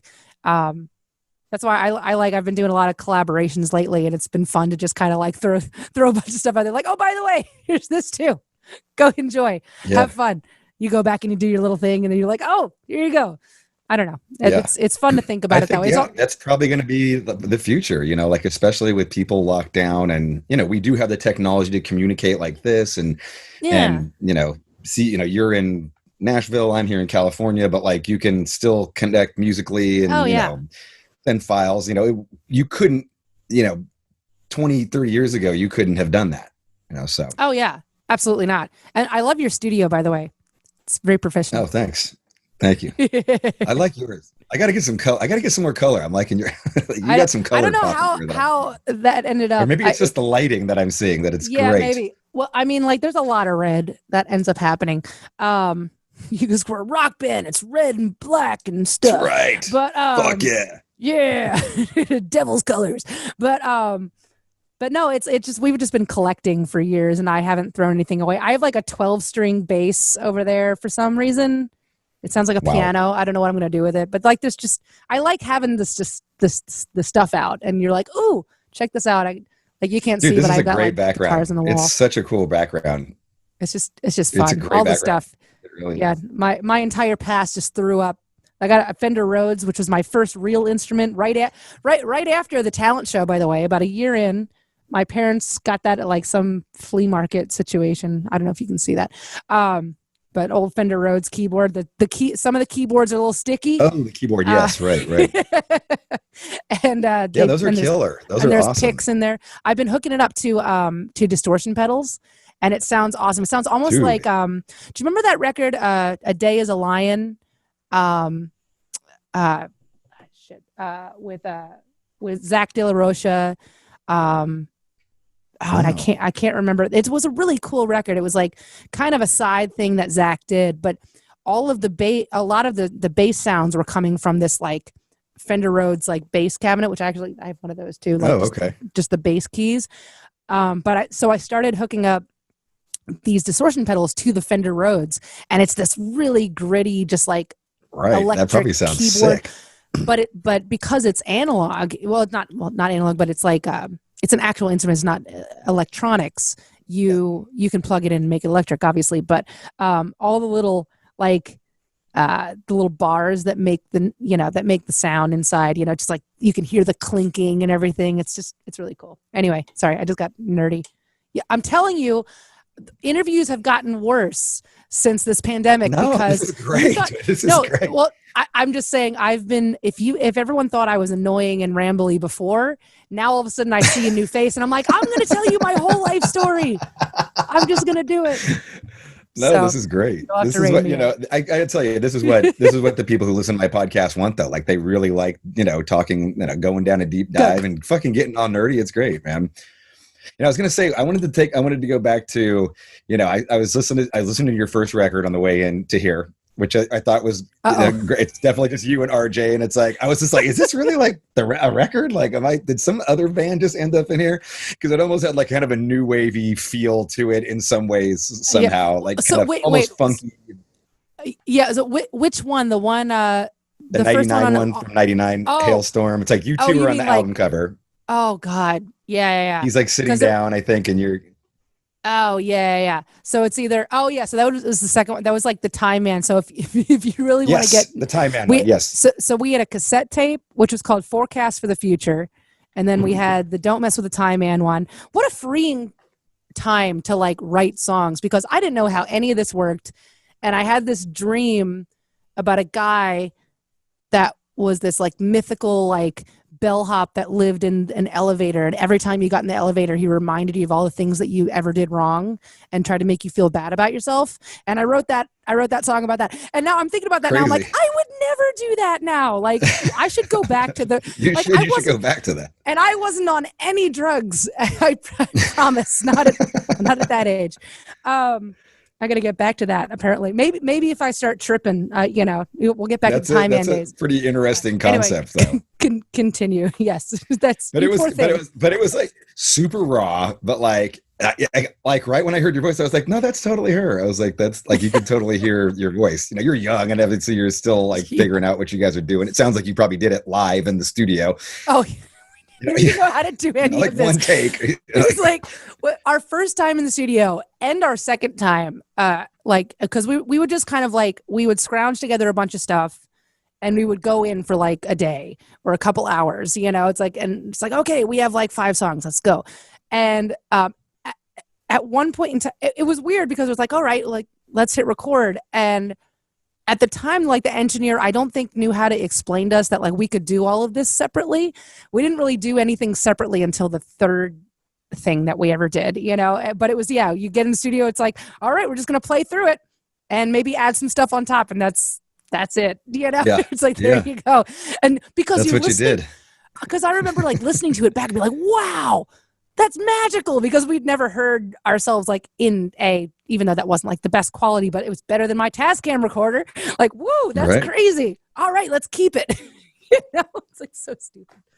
But yeah, good times. But then you get like somewhere along that way, and granted, I guess it was maybe 5 years from then till the Atlantic recording. 4 years. Well, what, from the Time Man thing? Because if you want to go chronologically. At least on Spotify, that's where it starts. So like you might have had other things out there. Yeah. Oh no, absolutely. Yeah. So like like technically it's like we had Time Man, and then we put out another one, which is actually my first time actually playing guitar on recording, which was a CD we put out called Breaking the Silence, which really sounds like a fart reference now that I think about it, which is apt, I guess, for the quality of tunes we were putting out at the time. You could have started the record out like that. Really could have, and we missed it. Lzzy I farting. mean, these are the regrets that I do have, Rob. It's that I didn't put a fart. Why wasn't I there to say that to you at the time? Why weren't you there? Damn it, Rob. We need a time machine. But then and then so after that, then we put out a bunch of like EPs and stuff like that, just try to get some stuff going. And then and then we ended up getting signed to Atlantic in 2005. Went right out on the road doing some national touring. On a live EPs EP. were like, but the live EPs that were like new songs and new material. New songs, but it was just kind of like something to have. Self-released though. Yeah, and then we ended up going into the studio. Are you guys touring around like the East Coast circuit though around this time? Are you starting to gig? Yeah, we were doing some national gigging around that time. We had a bunch of our first real national tours around that time. Like Seether took us out, and the Shinedown Boys took us out, and that was when the Atlantic record. No, that was shortly after we got signed by management on the EP. Yeah, so it was like kind of like in between when all that stuff was starting to happen. But yeah, like when we it was weird. Like everything has always been such a slow ride because we were doing about 200 dates a year on our own. Without the label, and then we started going to New York City a bunch. So like we started to like we would just kind of be funding, between the tip jar stuff and the acoustic gigs that I was doing with Joe, and then the Halestorm gigs that we were doing the rest of the time. We would rent a big ass van, right, and we would pile up a bunch of our super fans in it every couple weeks, and we would go to New York City. And we had this residency there at a place called Don Hills in Greenwich Village, which Don is dead now. God rest his soul.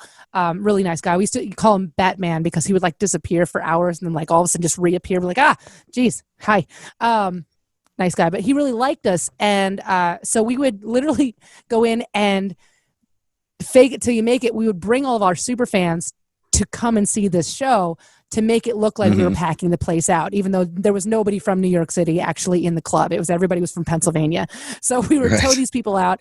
And then Don was like, dude, like you guys are like doing some stuff here. Like, let me like bring some of my buddies. So he would like, the next Wednesday that we were there, he would bring his lawyer buddies out. And then his lawyer guy ended up hooking us up with a bunch of showcases for labels and whatever. And so we showcased for like Columbia and Mercury and Epic and Island and Hollywood Records and all of these people, and we would kind of get the same thing. We'd be just like, you guys are like really consistent. You guys are like good at what you do, but we don't know what to do with you. A lot of times it was the girl factor.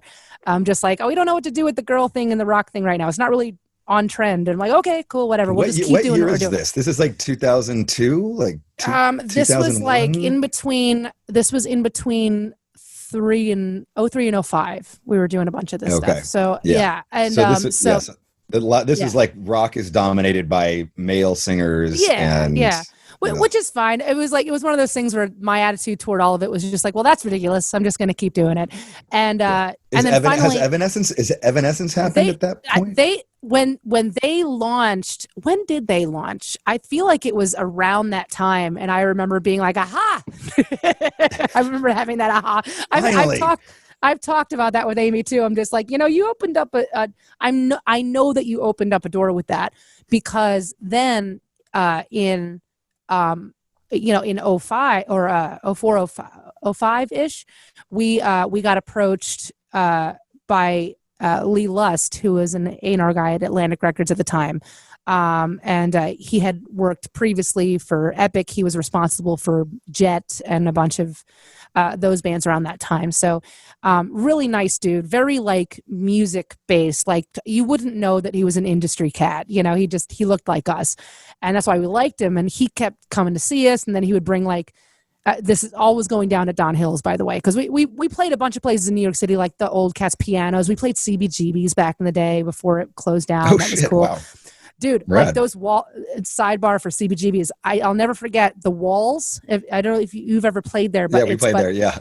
But if you ever press into the walls, they never like took down any posters. So it was all just like there was a layer of old moldy paper, basically, that you could just push into the walls, and the bathroom didn't have a toilet seat. It was great. And that bathroom. Oh my God, the bathroom. Oh, epic. I know I have pictures from some of those days, but anyway, this was all happening at Don Hills. And so we would come back, same thing with like our big van of super fans. And there were other people there too, which like, it started to kind of like build on itself, like that little residency. And so then like the same guys. That's interesting that it started to take off in New York though. Like that's interesting. Yeah, like, well, cause you guys were more, it was a weird, not Midwest. Yeah, absolutely. Yeah. Well, we were doing Western Pennsylvania is pretty far away from the coast. Yeah. You know?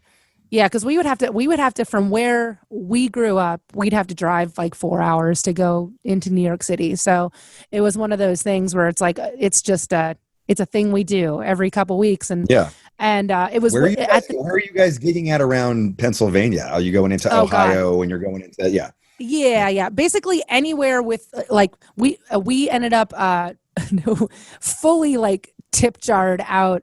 Ended up going to Texas a couple times, just on our own. We would rent something, or we would go in the family conversion van, which was tough, but we did it, and just road trip it out. But yeah, just anywhere in that radius, just kind of regionally, anywhere we could make it. So it was like Pennsylvania, Maryland, Ohio. We'd come out here. We would go all the way to Texas. We go to Chicago. We went to Chicago one time. They weren't paying us for the show, but they had a video set up. And so they're like, well, we'll give you like a free video of your show. Oh, cool. So we thought that was worth it. So we ate it. Like a professional video. It was like, it's a live video. Yeah. So I don't know what we ended up ever doing with it, but that seemed like a good idea. But yeah, I don't know, man. It's like you just do what you can do. Are you playing with like Shine Downs and like rock acts, like of the future dominant rock acts? Or not at the time. We were playing not necessarily. We were opening up for bands like Kitty and Nonpoint, and there was a couple like Seven Mary 3, that kind of thing. Like these club owners, it's interesting because like our span of I'm trying not to like totally mess up timelines, but like our span of existence, like when we first started playing, like we were talking about before, it was coffee houses where you had to be quieter than the cappuccino machine. We played Friendly's Restaurant for free ice cream once. We as I said, we did like block parties in front of a bank. We played a funeral, whatever, all of those things. And then those ended up opening up to the bars. So there were a couple of these like bar owners that saw us at a bowling alley, or not like consistently, but like in some of those small things, gave us a chance. I was a 15-year-old playing at 3 p.m. in a bar. Then we worked ourselves up to like headlining the bar stage. One of the clubs, actually one of the most predominant clubs where I cut my teeth was the Crocodile Rock in Allentown, Pennsylvania. Oh, right. Allentown. Whereas we started when I was like 13 in the Boom Boom Room, which was the basement like for teenage goth night, which was a whole other deal. That was a hilarious gig. And then we like worked ourselves up to the restaurant, and then we started opening up for nationals on the main stage, and then we ended up headlining the main stage. And then like everything was always a step, like that's an interesting analogy, whereas like just take that whole experience. Allentown was a pretty, like, that was a pretty happening spot. Like the Crocodile Rock seemed to be like Yeah, at least when we were coming up, it's gone now. Yeah, It was a but there was like a weird. scene. I remember like a scene was there. Yeah. There was the Philly scene. You know, we did the South Street scene and played everywhere. There, we had a residency at a place called Whiskey Dick's, right next to the Electric Factory, which I don't. Is that still going? I think that closed down too. There's so many things that aren't there anymore. Yeah, right. But Right. but yeah. So like I know some of the places you're.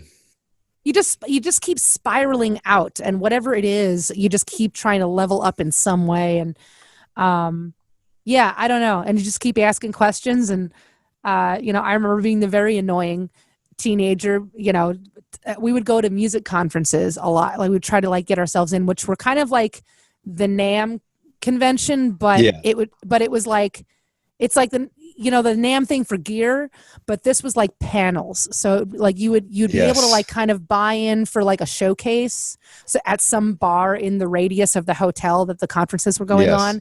But it was like a lawyer panel, so you could sit in and like learn about like entertainment Yeah. lawyer. There was a And you label could maybe panel, network and meet management. some labeling Yeah, people. so I was like outside the door with like our like, you know, our don't mess with the time man, you know, like, hey, how do I get signed? How do I do this? You know, and met a bunch of. I ended up meeting Matt Pinfield, whilst doing that, and he like he's like an encyclopedia. He like remembers like the conversation we had when I was 15, and I'm crazy. like, dude, I was just like hanging out talking to him the other day. I'm like, dude, like it's crazy that that you remember any of that, you know? And like, yeah, I don't know. Yeah, It's like, because that would have been like Oh. that would have been when he was pretty like he was kind of the star of MTV yeah, at that point. he was still doing MTV. He was like, Yeah. he was doing a bunch of stuff for I think it was at Capitol Records or Columbia, one of the C's. And yeah, it was one of those. It was like, hey, so what do I do? My brother and I have a band. Listen, like now I think I'm just like, nobody listened to our demo. There was no way any of those people took me seriously. It went right in the trash. But it was so like thrilling to like do that stuff. So yeah, I don't know. So then how does the Atlantic thing pan out? How does that come about? So yes, long dovetail long. So when we were playing at Don Hills, so this guy, this A&R guy, Lee Lust, came to see us on his own, and he's one of those guys back when like A&R guys were like, I'm going out to see a live band every single night. Like that's just what he did. So he would always be out on the scene. And so he kept coming for like a couple Wednesdays. We would always see the guy. We're like, hey Lee, how you doing? You know? And of course, like Don Hills was like, hey, you know, he's Atlantic Records and he keeps coming to see him. Just like, yeah, I don't know, man. Like, we just got turned down by a bunch of people. Like, I don't even care at this point. Let's just have a good show. And if something happens, something happens. We were in that mindset. We were just kind of over it at that point. I'm like, I hate doing these showcases where you're just like, you know, everyone's just, I was over it at that point. And so anyway, then Lee started bringing like an intern for her opinion. There was like, and then brought Leah Pisacani, which was head of rock radio. And like all of a sudden, all of these people from like Atlantic over the course of, this was like, you know, many weeks, probably months, you know, we're still doing the same shit we were always doing. And then like, finally it was kind of interesting. We like had, hey, we want to have like you up to our offices and have a meeting thing. And they kind of like, it was weird. It was like, they popped the question like, hey, we want to, you know, do a deal with you. And Lee's got this really great idea. You know, we're going to do kind of like what you're doing before. Let's do like an EP, like a 5-song live EP, and then just put you out on the road, you know, and just see what happens instead of going right into the studio. Cause you guys are like, you know, that's what we know of you is what you do live. So we ended up going into, so anyways, we're like, holy shit. Okay, well, what do we do? And so like, we ended up debating amongst ourselves. We're like, well, we're doing pretty good by ourselves. We can just keep this going, or we can take a chance with a major label. Like, we didn't think this was going to happen. And it seems like they are going to give us, you know, the creative freedom that we need, and it doesn't seem like a bad thing we got going on, you know, and yeah, it's from what we could tell at the time, you know, and I'm not saying we don't have a good one, but we did get pretty much like, we had to renegotiate pretty much the worst 360 deal like in the history of whatever, you know. It's like, thankfully we've in years renegotiated that, but anyway, so we signed with Atlantic. We literally that night had a show at our residency at in Philadelphia at a place called Whiskey Dick's, like what I was saying before, right next to the Electric Factory. And the club owner was like, oh my God, my band got signed that we've gotten to know. So he bought all of us a lot of shots. And that was the one and only show, thank God nobody was videotaping, that we were all completely hammered while trying to do this show, to the point that because all of our parents like came out to see the show because they're like, our babies got signed, whatever. My bass player Josh's dad was like, hey, so you know that like rule that you had about not getting wasted before a show? Because I had this like long outstanding rule, up until then, I'm not going to get drunk before a show. And because it's like nerve-wracking anyway. And he's like, that rule, you should stick to that. You should stick to that. Absolutely. Because we didn't know what the hell was going on by the end of that set. So anyway, celebration aside, we go out on the road and we get completely spoiled on our first two trips, around. Like we went out with Seether, and then we went out with Shinedown. And Seether, Seether gave us That's awesome. like we didn't know what a rider was. Like they gave us like what do you want on your rider? So we're like, well, shit, let's get some tequila and let's get this and whatever, and like peanut butter and jelly and all this stuff. And like they would just give it to us. And then peanut butter and jelly. and then we went out with another band directly after that. That will remain unnamed because it'll just spur a bunch of weird stuff. And we would have to fight for like 6 bottles of water a day, like nothing, no dressing room, no place to park. Who wouldn't give you water? Who would only give you 6 bottles of water? I'm not. Nope. I'll tell you off the record. But you can probably guess though, within the handful of people that are working right now, just pick out the biggest douchebag right now, and you can probably come to your own terms of it. There's a few that come to mind. There's a few. Yes, yeah. But one in particular. Yeah, I hear you. Yeah. That same guy ended rough. up. That's a shocker when you go through that, because you're like, whoa, like that was a really weird tour because what you exist on. Yeah. Well, that's the thing. It's like we learned a lot about what to do and what not to do on our own situation. Like if we're ever like headlining a tour, like, and it's really funny how it must still go down, because the last time that when we were on tour the last time, our opening band ended up coming in and like freaking out that they had like vegetables and like booze and napkins and stuff in their dressing room, and we're like, yeah, that's like kind of basic. Like, do you need anything specific? And they're like, we can't even think of anything specific, but like we've never gotten this before. I'm like, oh my God, you poor things. Here, have a carrot. I don't know. You want a bottle of wine? Take it. I don't know. So you learn a lot about what to and what not to do. But I will say this, that was a really funny tour because not only were we like just fighting for existence and, trying to get, a decent sound check every now and then. Most of those gigs on that tour, there wasn't even time for sound check, which is fine. That's how we learned how to just kind of like roll with the punches.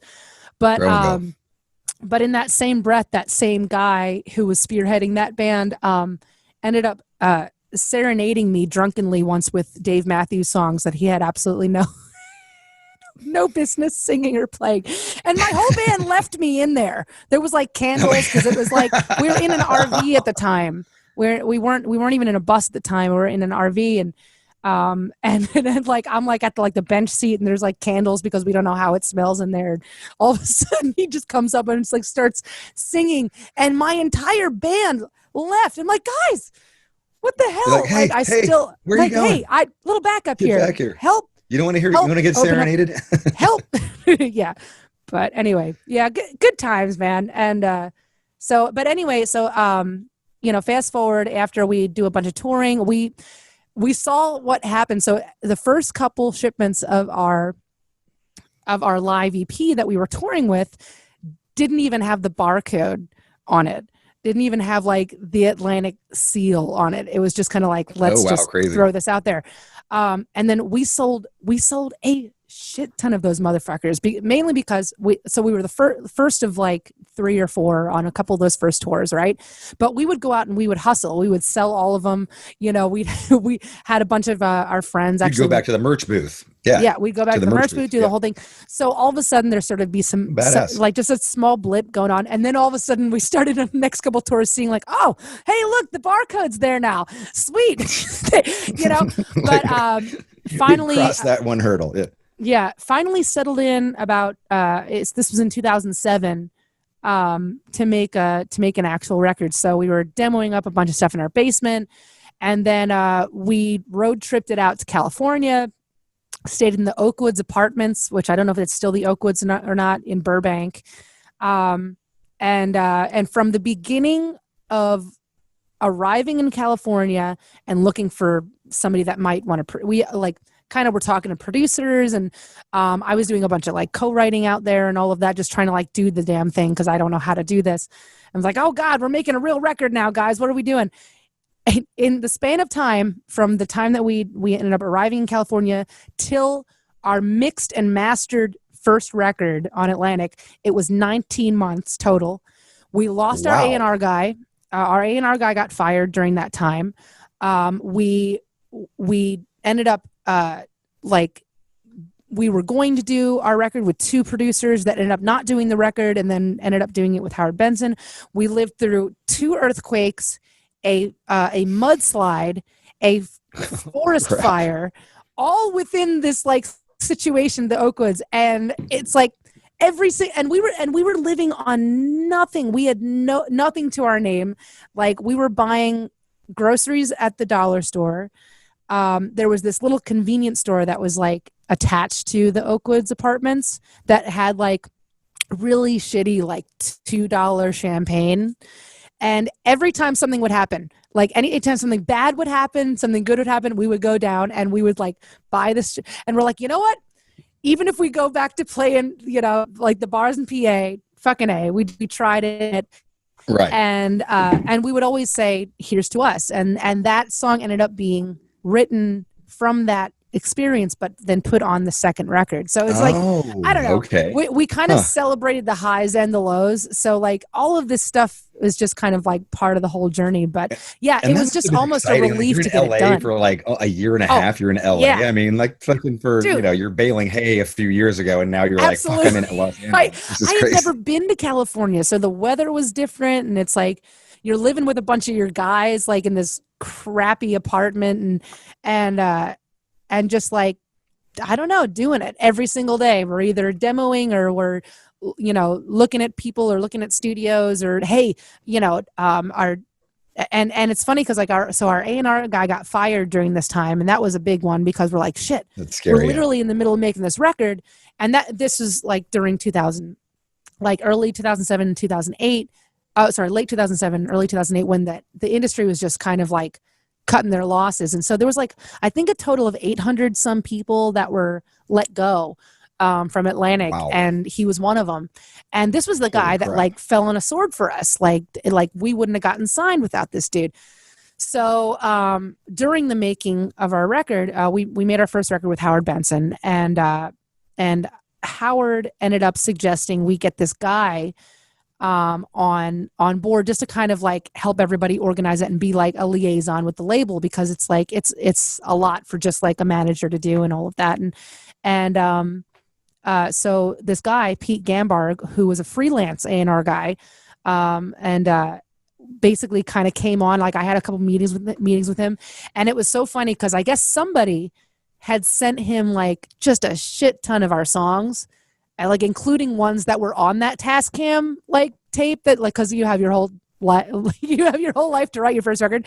So nobody sent him the lyrics, and he transcribed all the lyrics by himself. I was at this restaurant with this guy, and he like Pete pulls open this like Trapper Keeper, and he's like, all right, so like nobody sent me the lyrics, but like just kind of proofread some of these for me. And he's like, and I took the liberty of taking like about 11 or 12 songs that I thought went together, of the songs that you have. And like some of them, and they span from like some of these songs like I wrote when I was 16, some of these songs I just wrote last week, and it was so cool. So I'm like, it'd be really neat to like work with this guy. And then at the end of like when we were mixing our record, we found he ended up getting hired as head of A&R to Atlantic. So he was courting Atlantic the whole time. So I'm like, oh shit, That's awesome. We couldn't have bought that type of luck. So we ended up being his Right. first project on Atlantic, our first record. So it's like, cool. Well, at least we're like kind of still on the food chain in some way. So, and then, yeah. So and the then we first just the we first launched. record drops, and the first kind of single is "Get Off," like Yeah. the "Get Off" one. Yeah. But the other single though is what is it? The "Touch of Poison." Mm. Yeah. Familiar Taste of Poison, which was one of those that Yeah, I ended Familiar up, Taste of Poison. Yeah. that was a Tascam tape.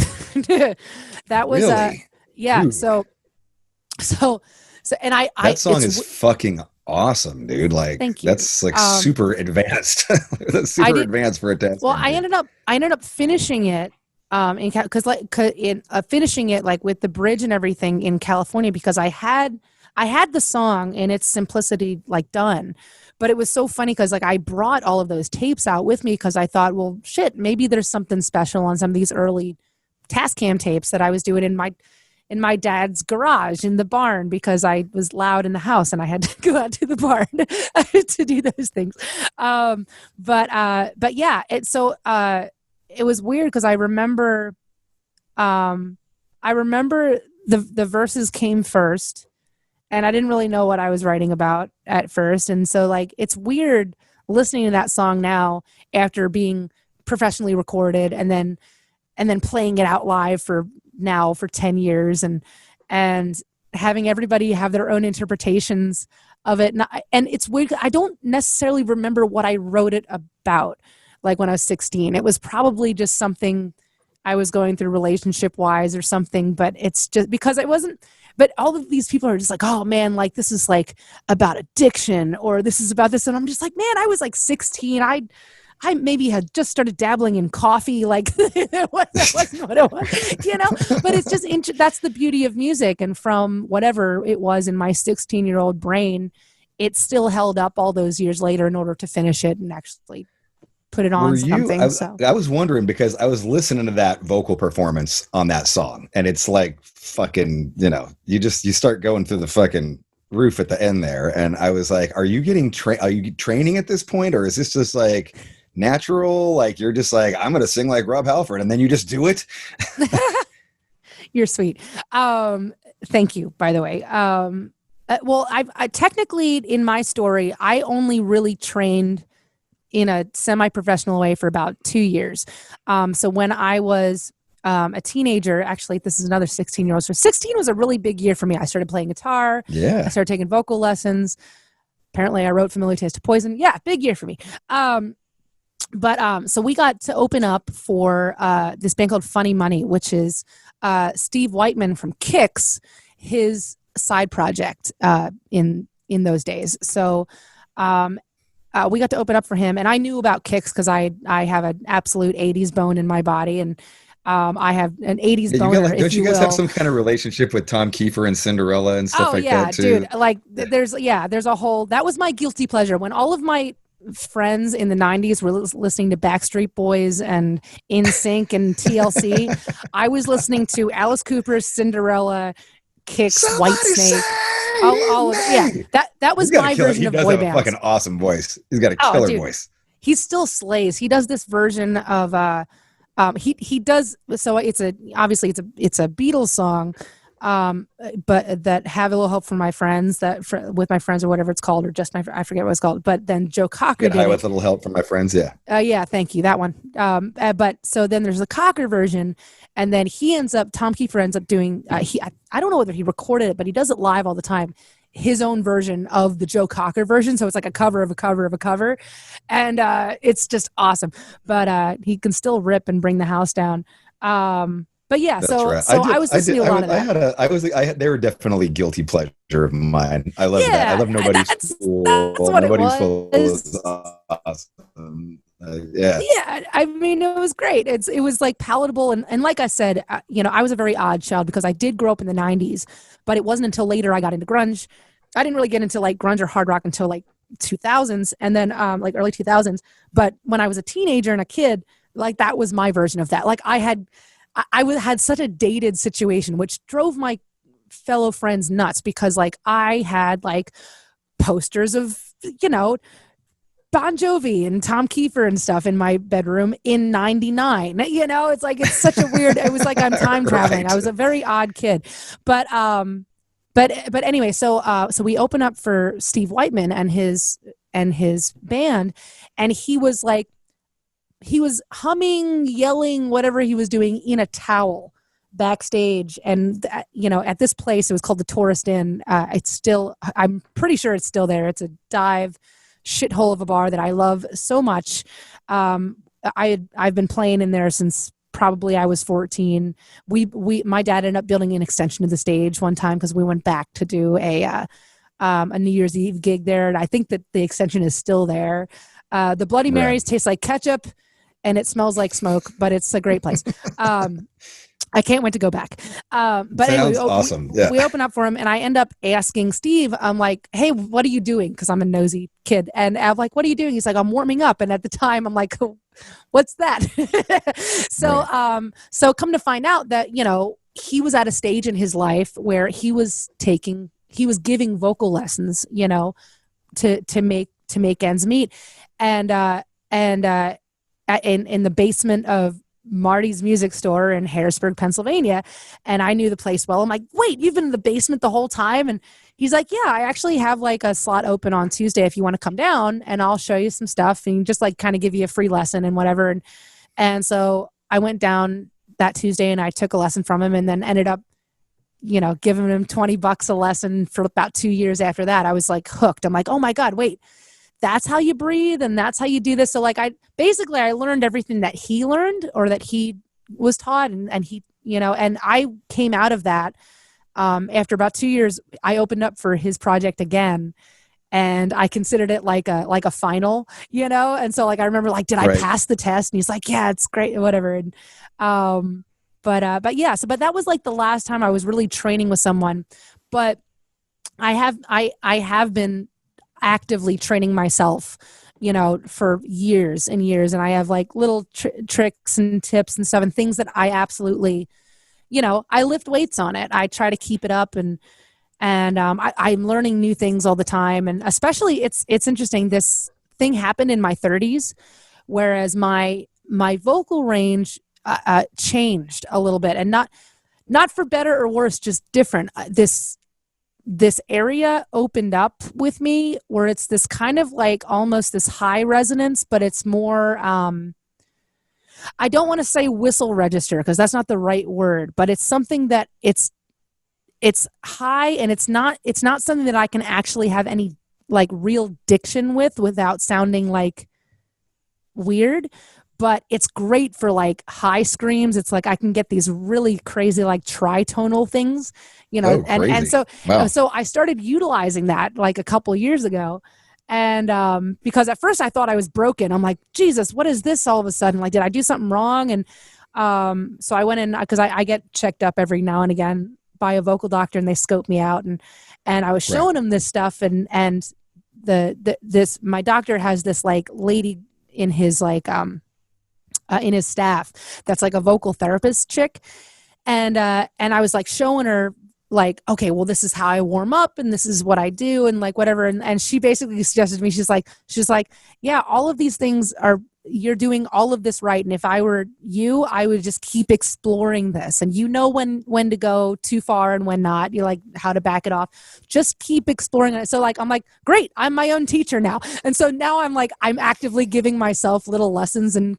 curriculum things like, okay, how long can I hold this note? Let's do a little timer situation. I mean, like dude, control the breath. You get some crazy high notes, crazy high notes. I mean, you can do like the Halford and the fucking like any of those like super high with that grit. That's the part that I love. The grit. That's the hardest part. That you can do that super high note, but get that dude, well you have that great grit too, and that's something that I'm extremely attracted to in vocals, both like male and female, but it's tough to like try to get that. You want to get the grit, but you also want to like get the note in there, and it's like, yes. I try to explain this a lot to like kids that are like, well, how do you like scream? And I'm like, well, honestly, I'm taking a book a little bit out of that type of training where it's not necessarily you're just screaming at the top of your lungs and you're just like blasting it out. You are in one aspect, but you're almost trying to confuse the resonance areas. Like you're like using those tritonal things. So like if there's going to be this grit, you know, that's going to be like that. You have to have the note in there too. And, and the combination makes it really full.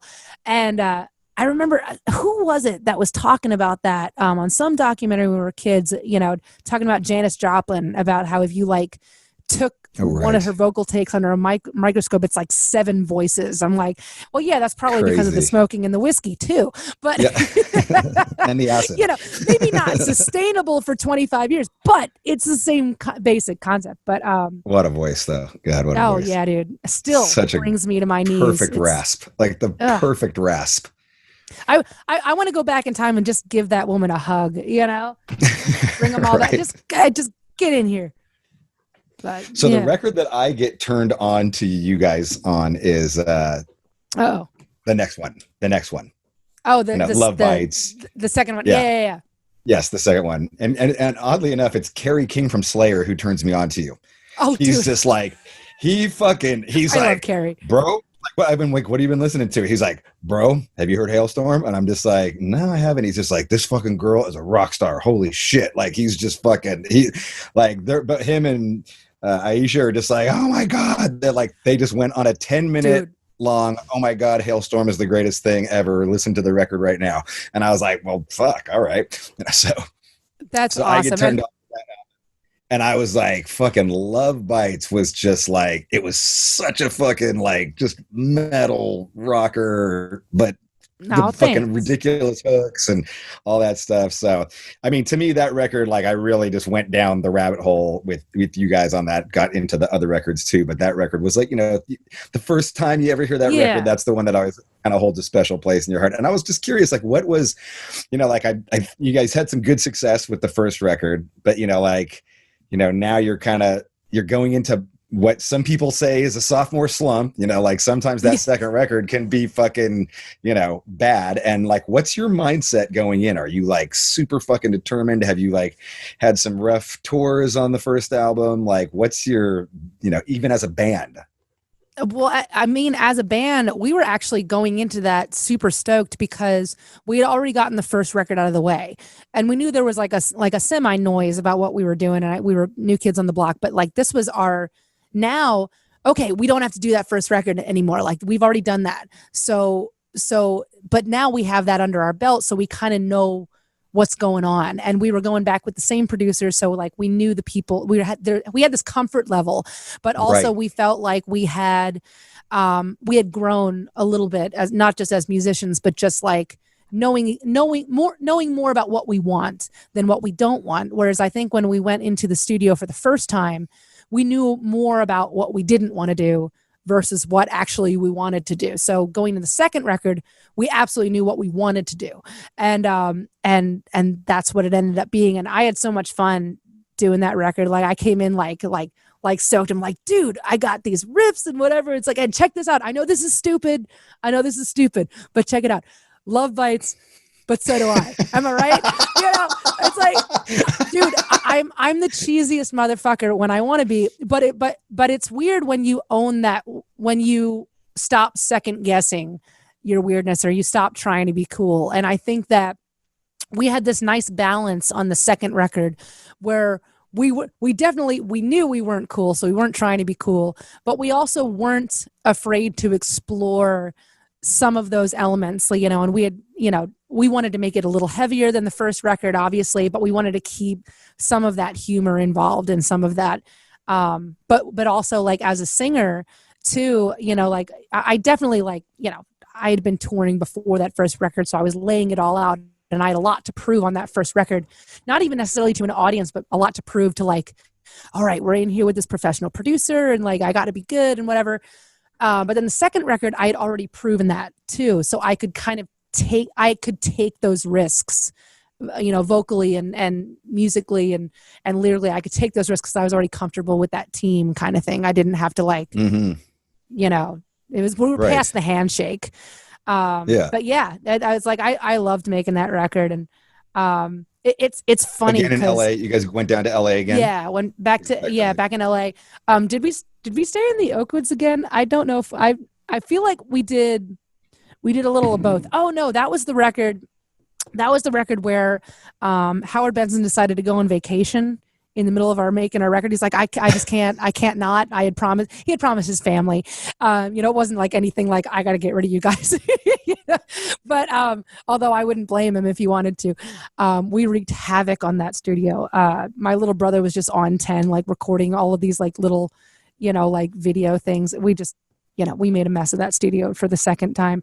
And, anyway, he went on vacation. So we ended up switching from staying in Burbank to Playa del Rey, which was like kind of like walking distance from the beach. So we would just do these bike rides up and down. So it was like really cool. It was a neat experience. And ended up getting that done. At this point? Are you guys partying at this point? Yes, absolutely. Like you're, Dude, it's no longer the teenage kids who are like, we're good. Well, it's funny because we were absolutely partying for the first one. But the second one, we were like, okay, it's like educated debauchery.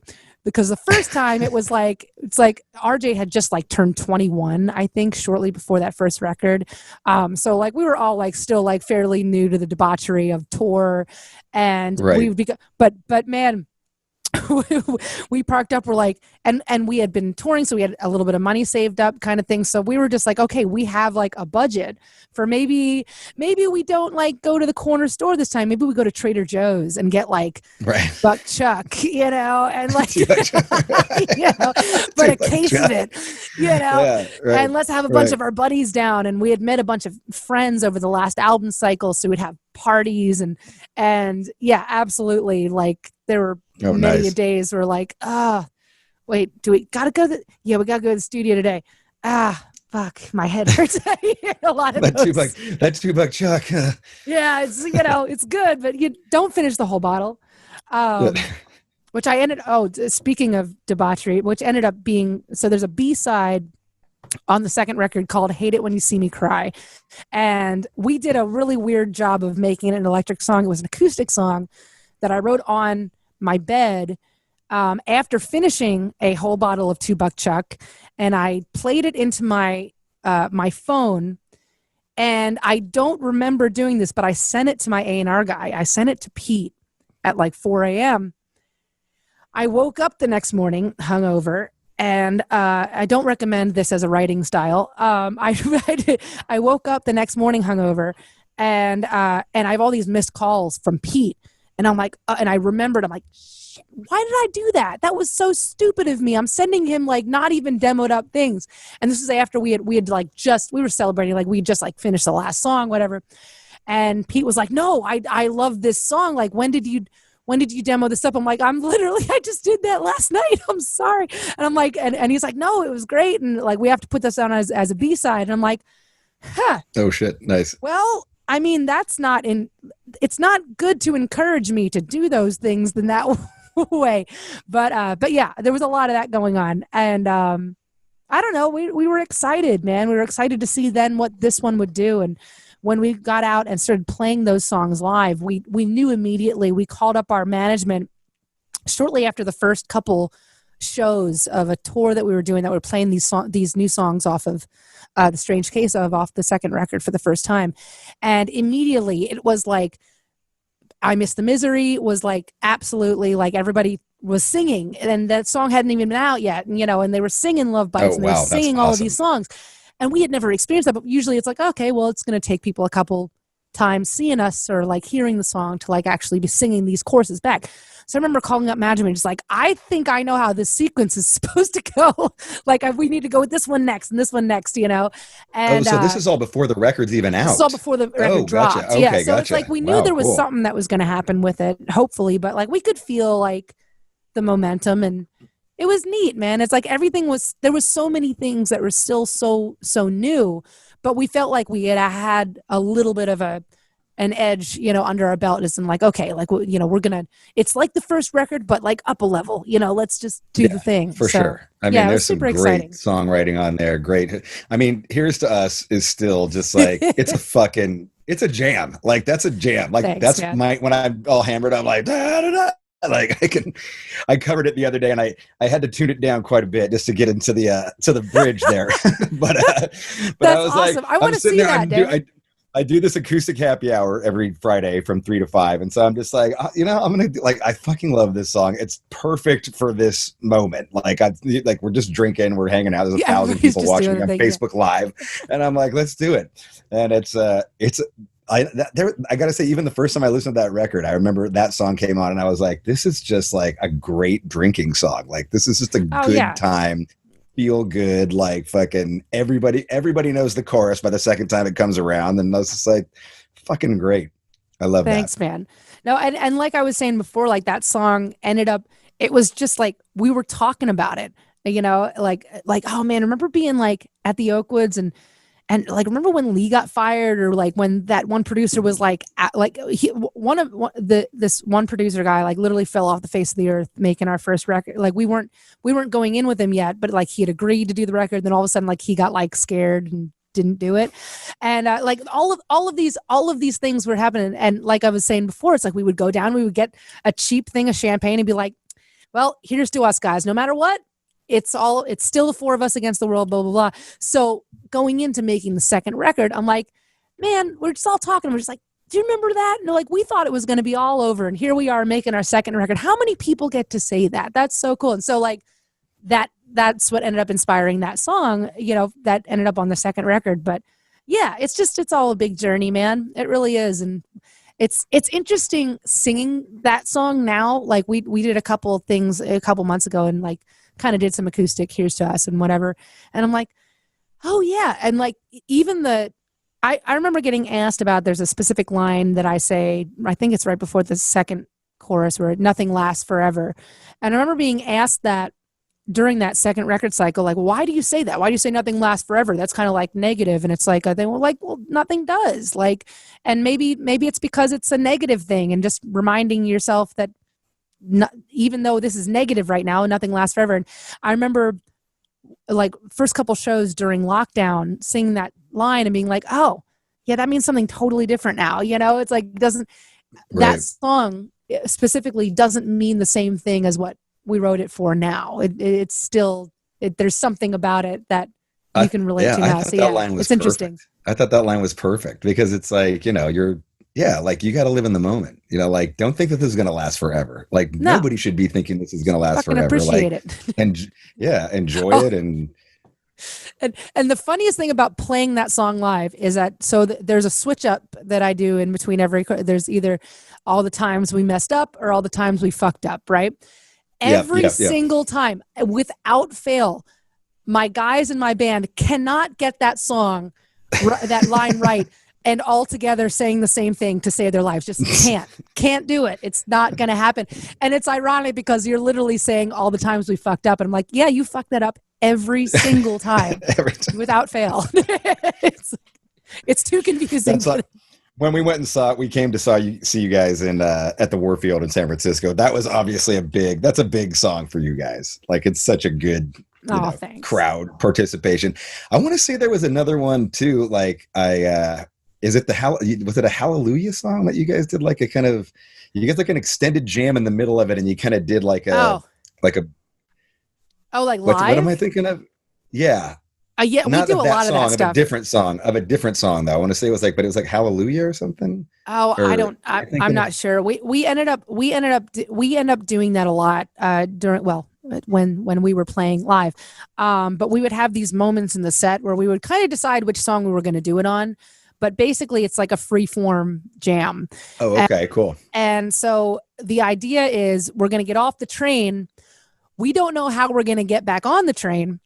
Right. But depends on how well we're listening to each other or the mood of everybody during the day. And we started doing that mainly just to kind of like keep each other on our toes because you can make this magical moment or you don't. It's funny. One of those moments, speaking of Carrie King, my favorite moment, and I've hung out with Carrie over the years. He's such not to ruin his badass reputation, but he's a sweetheart, at least to me. And one of those guys always just like, hey, how you doing? All right. I'm going to get back to that. Super nice guy. But we were playing this festival that Slayer was involved in. I think it was some Florida festival or something. This was years ago, and we were performing as they were kind of rolling into their dressing room or something, or as Carrie was coming in the dressing room, so he couldn't see us on stage. And I think this is before he knew who we were, because it was an interesting statement, because he came backstage, and this is when we first met him, and he's like, who's the lead singer that wants to sound like Halford? Like, that's what he said. And he like come into the dressing room, and I'm like, that was me. And he's like, oh, you're a chick. I was like, and so the next this was like festival season, and we had the next festival that we had that was the same lineup, like, you know how that usually happens. I look back while we're playing live, and it's Kerry behind my amp. He was behind my amp rig, hidden from the crowd, and just like sitting there listening. And I'm like, fucking Kerry motherfucking King is right behind my goddamn Marshall stack. Right. Listen to our set. What the fuck? But I just thought it was funny, because like he had heard us like from afar, and then like wanted to know, and came into our dressing room expecting some dude. And it was me. Right. I'm like, yep. I might have had a little doodly-ish voice that day. I don't know, but yeah. And dude, we're so lucky. We're so lucky. I mean, you know, you're one of those guys too, man. You're a legend in your own right, and you've done all of these things, and you've toured with so many bands, and you've had all of these, like, I don't know, little mile markers on your own personal highway. And these are the things that I look up to, and you know, you're a lifer. You're one of those people that I want to be like. Same thing with Carrie. Same thing with Halford. You know, who, like, as you know, is an absolute sweetheart of a man. That's a whole other story. We got to open up for those guys in New Zealand, and that's a whole other dovetail. If we'll save that for the next. We'll save that for the next one. But that's like awesome. You're awesome, man, and I just appreciate just being a part of this whole rock and roll metal community with you. You know, and you guys are super metal, and I love the fact that I feel every time I get to talk to you, I feel very like little sister-esque, you know, and I feel really cool, because you guys are like the cool metal guys, and I'm not in a metal band. I have my nod to the metal thing, but you know, we just do our thing. But I appreciate your kindness and your love and respect for whatever the fuck I do. Yeah, you guys are, you're great. Your band is great. You know, you guys, all of you guys are awesome. I want to thank you. Thanks a lot for being on there. Thank you. This was really, really cool. Thanks for great talking being to you. Brave enough to chat with me and to listen to me ramble. That is no small feat. Many men have gone here before. Many have run screaming for their lives, and you're quite content. So thank you. Hell yeah. Ladies and gentlemen, Lzzy from Halestorm, the mighty what? Halestorm. Thank you, sweetheart. No fucking regrets. No fucking regrets! With Robb Flynn.